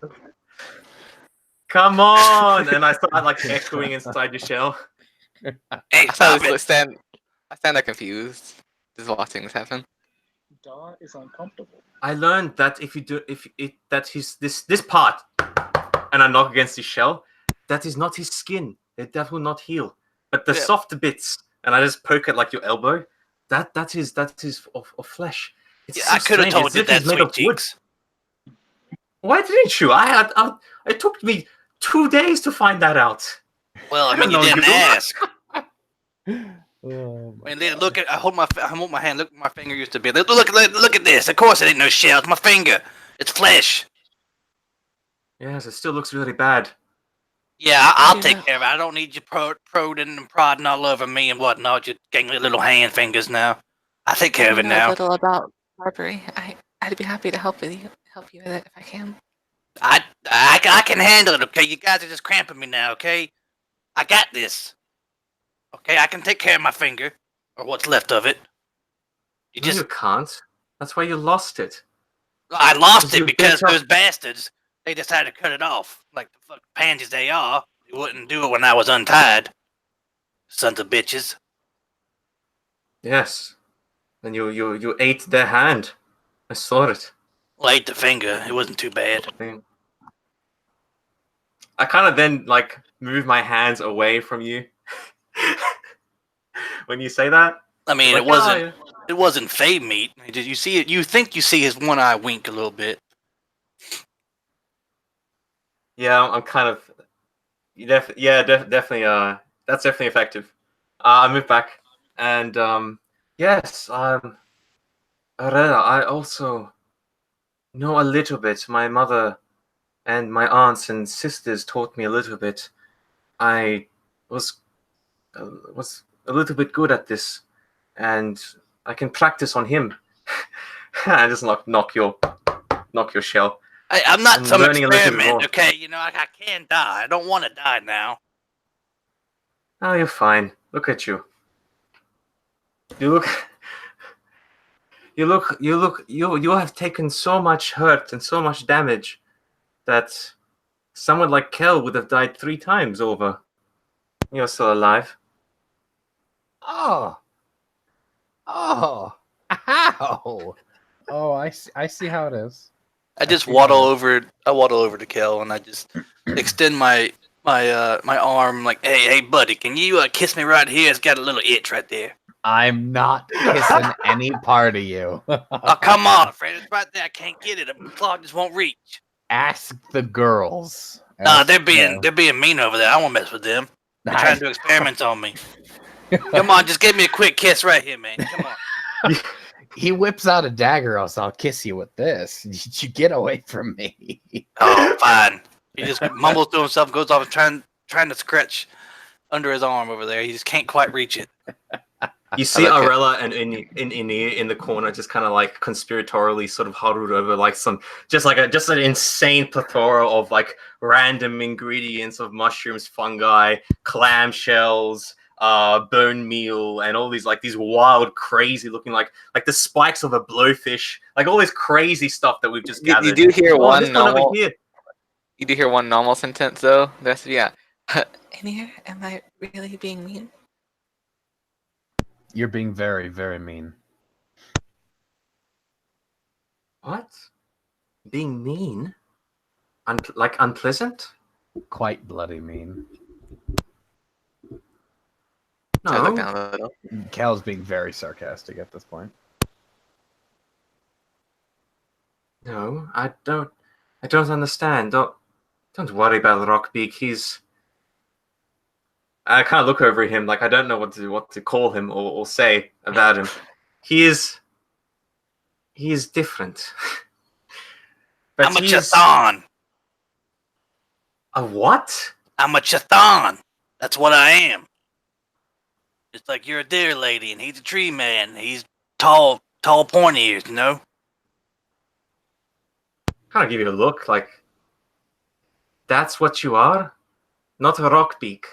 No, No, Rockbeak he- is my he a name. Rockbeak. Yeah, oh. That is your name. Yeah, no, I'm a Ah. Chthon. Wait, you didn't know That's that? a- You thought I was a Rockbeak? That's my name. That That's is what what. everyone calls you. Well, that's my name, right? I mean, we call you Anir, but you're not a Anir, right? I mean, you're a deer lady. I was so confused for so long. I was in first part and I saw people riding Rockbeaks down the streets on carriages and chariots. Wait, what the hell? Someone?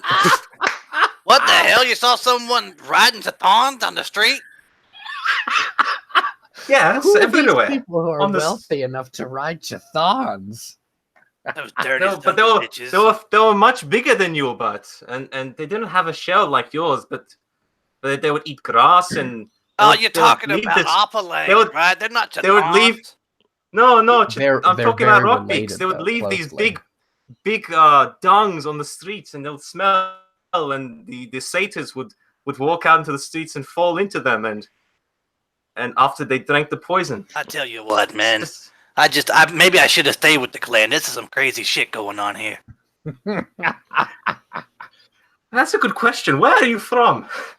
I'm too tired to deal with this shit right now. Okay, I'm just gonna go over here now. And Rockbeak just waddle off into a corner. I just kind of like slightly sigh, but definitely enjoying the strange banter. I look over at Aurella, and Yeah, well, don't worry. Don't worry. Here, if you help me with this, I've gathered some things, and I'm still not sure exactly what this does. And I point over towards some lichen. I think it's something similar to what I saw in along the road. They would grow in meadows, where the sun would touch.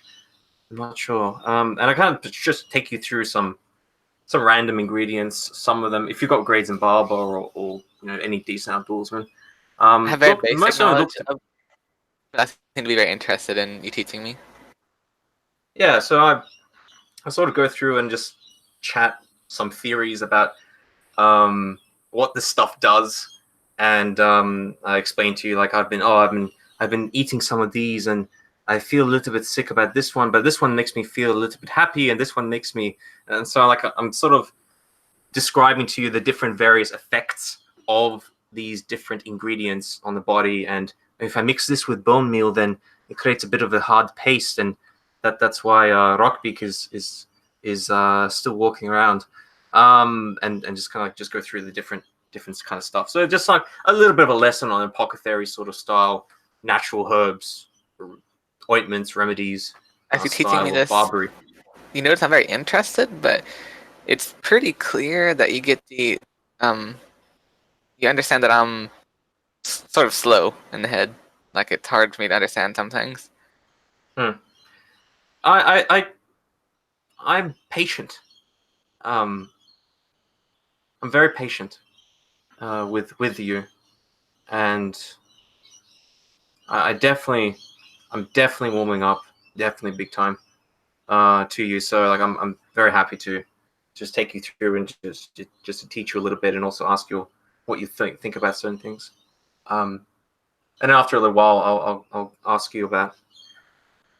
And so I thank you for this, what you gave me, this chalk. I hope I will hold it dear. I intend on using it again after I follow you and your party, because I'm looking for inspiration for more poems, and I need experience for that. Poems. I see. That is very good. I like poems. I like them a lot. We would speak various songs and poetry in my village, and we would dance as well. In those nights when they were without fear, in those nights when they were without violence. I'd like to hear some one day soon. I'm very sure that you and your party have, I'm going to mention them, are the feelings you've made me feel in my next. I'm I smile at that. very grateful. You're very kind. Yeah, and I definitely look at you like, oh wow, like you're so great. It's almost painful. Yeah, so that's basically what I suppose we'll be doing. So I don't know, like I think Alan, unless anyone else wants to sort of do anything, I think we're pretty set to go for the next couple of days of healing up and stuff. I will be Alright. doing as much barbarism upon Rockbeak and Kel, practicing. I'll be my helping with craft. that too, Budley. Oh, excellent! Ditto. That's fantastic. Ditto. And Oh, and Phil's gonna have to wrap up soon. He said so. yeah, I'm gonna have to drop soon. Sorry about this. So I think we had a pretty good session so far. So I think we'll call it here for the sake of Phil, and we'll start with Oh, Phil's okay. soliloquy here. Alrighty. Out of character voice. I remember it. I've met somebody new today. Somebody who's very kind. Somebody who looks after Anya. She is very pretty, and I'm worried about how Kel will go with things. But that shouldn't be the first thing on my mind. Not today, not now. I need to make sure that I am up, awake, and alive. I need to make sure that what was put into my time, my charge is returned. I owe this not just to my grandfather, but to myself, and to my kin and my kind. For the gods are treacherous, and the night is dark. Who will stand against it except the true keepers of this land? And he's just gonna like sit down, wait for the girls to finish before he can start teaching, teaching Beaver and possibly Rockbeak some letters. At least get Rockbeak to know how to write his own name. That's like idea number one for the time being. Until we head off on our journey to meet the slug people, which my character's looking forward to.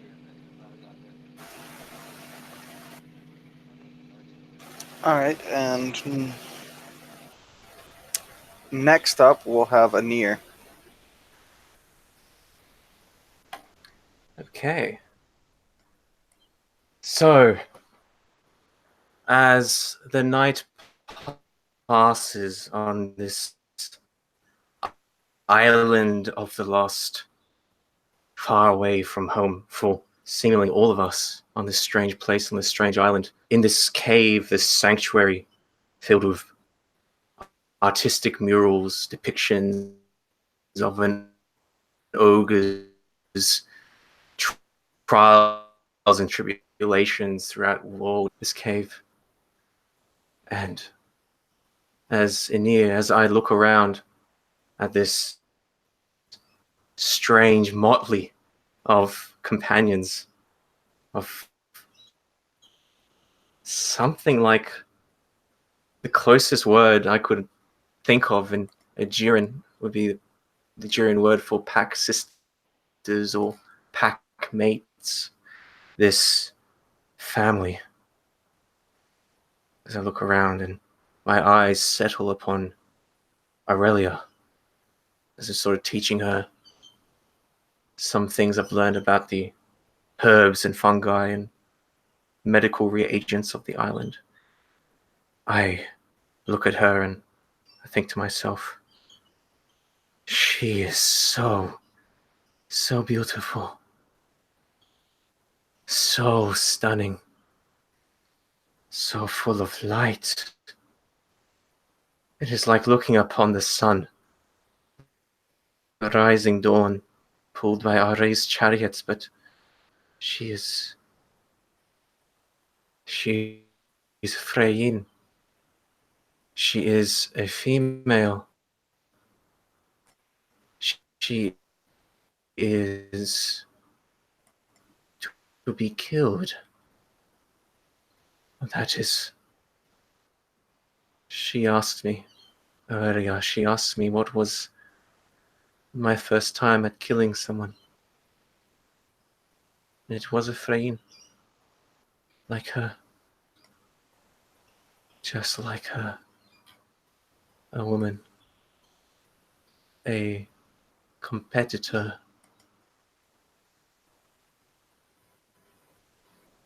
Just like her. But that was the only way I knew.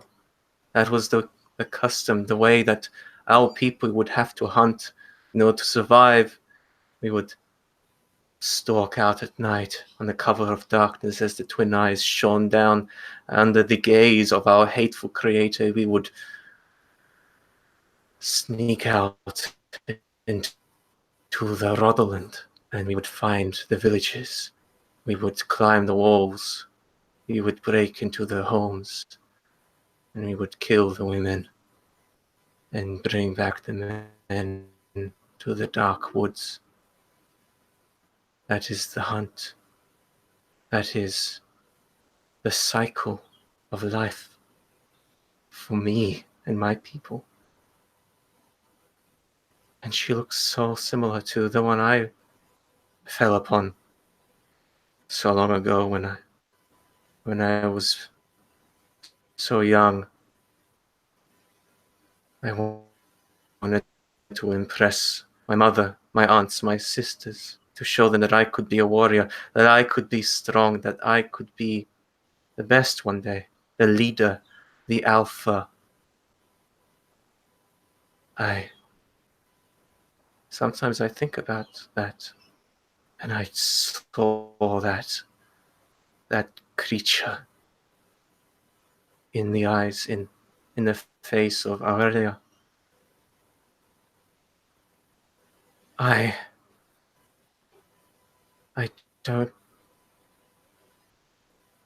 don't want that anymore. I don't want to do that anymore. I don't want to be that anymore. No more. Not someone like this that I've come to know her and come to know Kel and Rockbeak and the Speaking Tree. It's not so simple that these are just merely play, merely food, merely something to be taken before you yourself are taken. No, these are, looking over Rockbeak, these are people. Different, alien, strange, smelly, but still people. They struggle, they need to eat, they need to sleep or trance, they need to survive. And I think about all the people that I've hurt, and all the Freyin that I've hurt, and Kel as well. And though I still tremble, though there is still that hunger, that monster in me that wishes to protect my property, my livestock, I look over Kel, my source of food, away from any that would trespass upon my territory. As I then look at Aurelia. But that is the past. That was how it was in the forest, in the dark forest, the evil forest. But this is a new land. I want to find a new way, and I will try. No matter how hard it is, I have to. I have to. And then I look down at what I have in my clawed, monstrous hands, as claws. And in it, I have three items which are precious to me. The brooch of Are, the goddess of hope and dawn and chastity and the rising sun. The deer carving gifted by the great tree, and a piece of chalk, brilliant, a pearl-like stone. As I then look up into the face of Aurelia, as I'm showing her the different ingredients and Barbary, I see her glow slightly, and I feel the monster, the predator, slink back, gnashing its teeth in the depths of my soul, and something brighter leans forward closer towards the shining beacon of Aurelia. I feel pulled in two directions, but we shall see.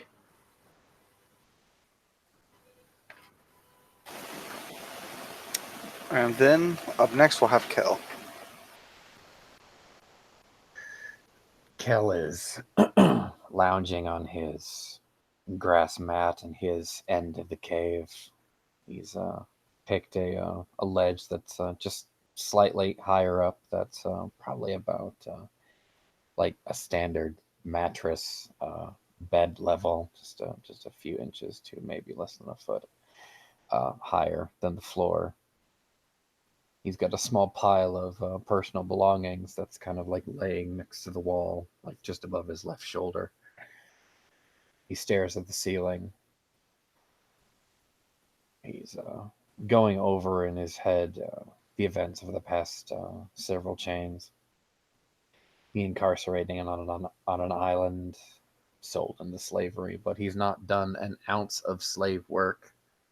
So he smiles at that. He's treating this as an extended tropical holiday, but a holiday that you cannot escape from. He's well in his mind, wanting to leave, building a ship or at least a raft to get to the next island and hopefully this archipelago. We're going to need some sea charts, he thinks. Yeah, I am not familiar with these waters. The Cataclysite, yes, I could sail those islands, those reefs with my eyes closed. No, not these. But I am slowly on the mend. All is well besides that. He kind of, his left hand kind of glides over a bruise where his, a couple of his bruised ribs on the left-hand side, kind of winces at the pain and it just kind of shifts so he can get comfortable again. He finds himself lost in thought, and after a few moments of reconciling that, he keeps them silent. We'll see what the days come, what these next few chains bring.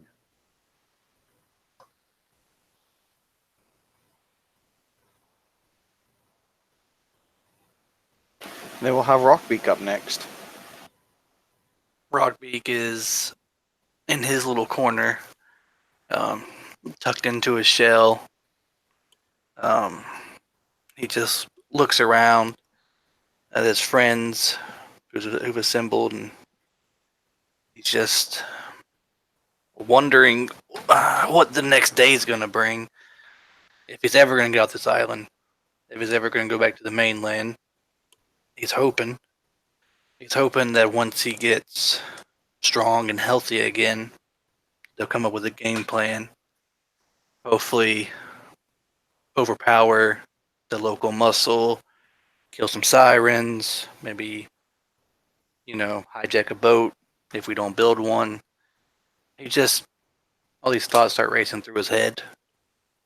And he just looks over at the new Freyine, and he just thinks about, oh man, that kissing was something else. Maybe I should start kissing more often. I don't know. I mean, Kel wouldn't kiss me, but no one else seems to be bothered by it. I mean, I could just get her to kiss me. That'd be nice. And he just tucks his head into his shell and just starts dreaming of, eviscerating and disemboweling ogres and sirens, and dreaming of the day he'll get off this island. If he'll get off the island. If not, then he'll just kill all the, sirens and those who worship him, and they'll just live here until somebody else comes along, a trade ship, and we'll eventually get back to the mainland. But he just, slowly drifts into slumber. Just thoughts of killing people and eating and getting off this God's forsaken island just lull him to sleep. And then, last but not least, we have Relia.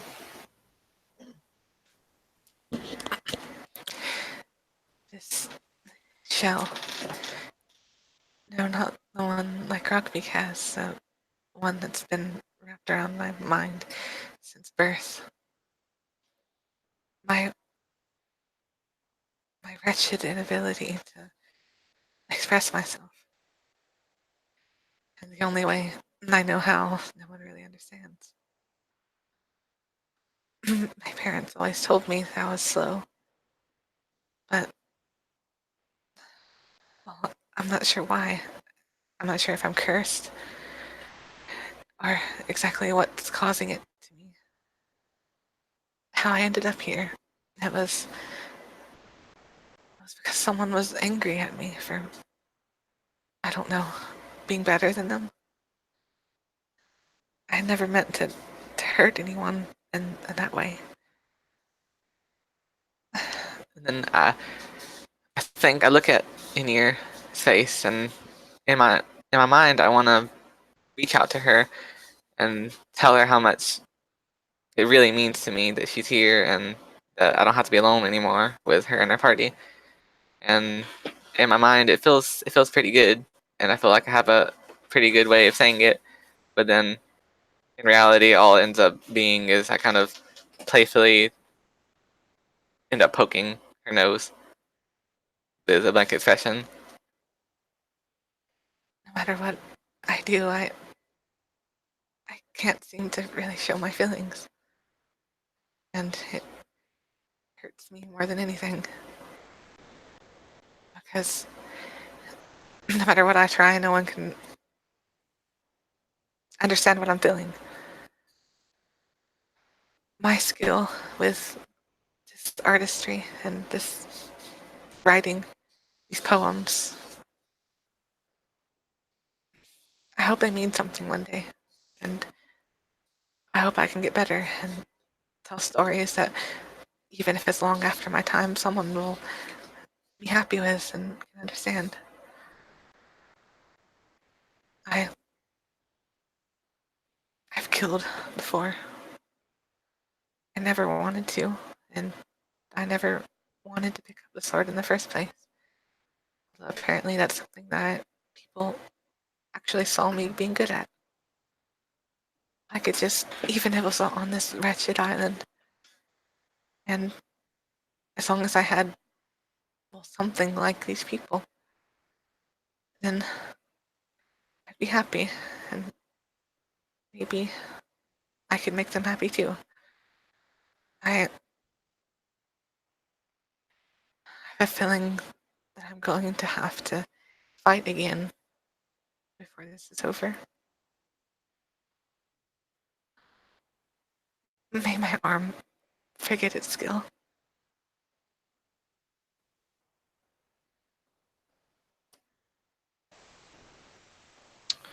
And with that, we will wrap up this session of Island of the Lost. Thank you all for joining us, and please do so again when we reconvene at our soonest convenience. I will update you all on my Facebook if we have to postpone again, but hopefully that will not be the case. That should be okay. That's right, everybody. Thank you for watching this episode of Within the Ring of Fire, Island of the Lost Session 3. Tune in next week and watch the conspiracy unfold. Thank you very much.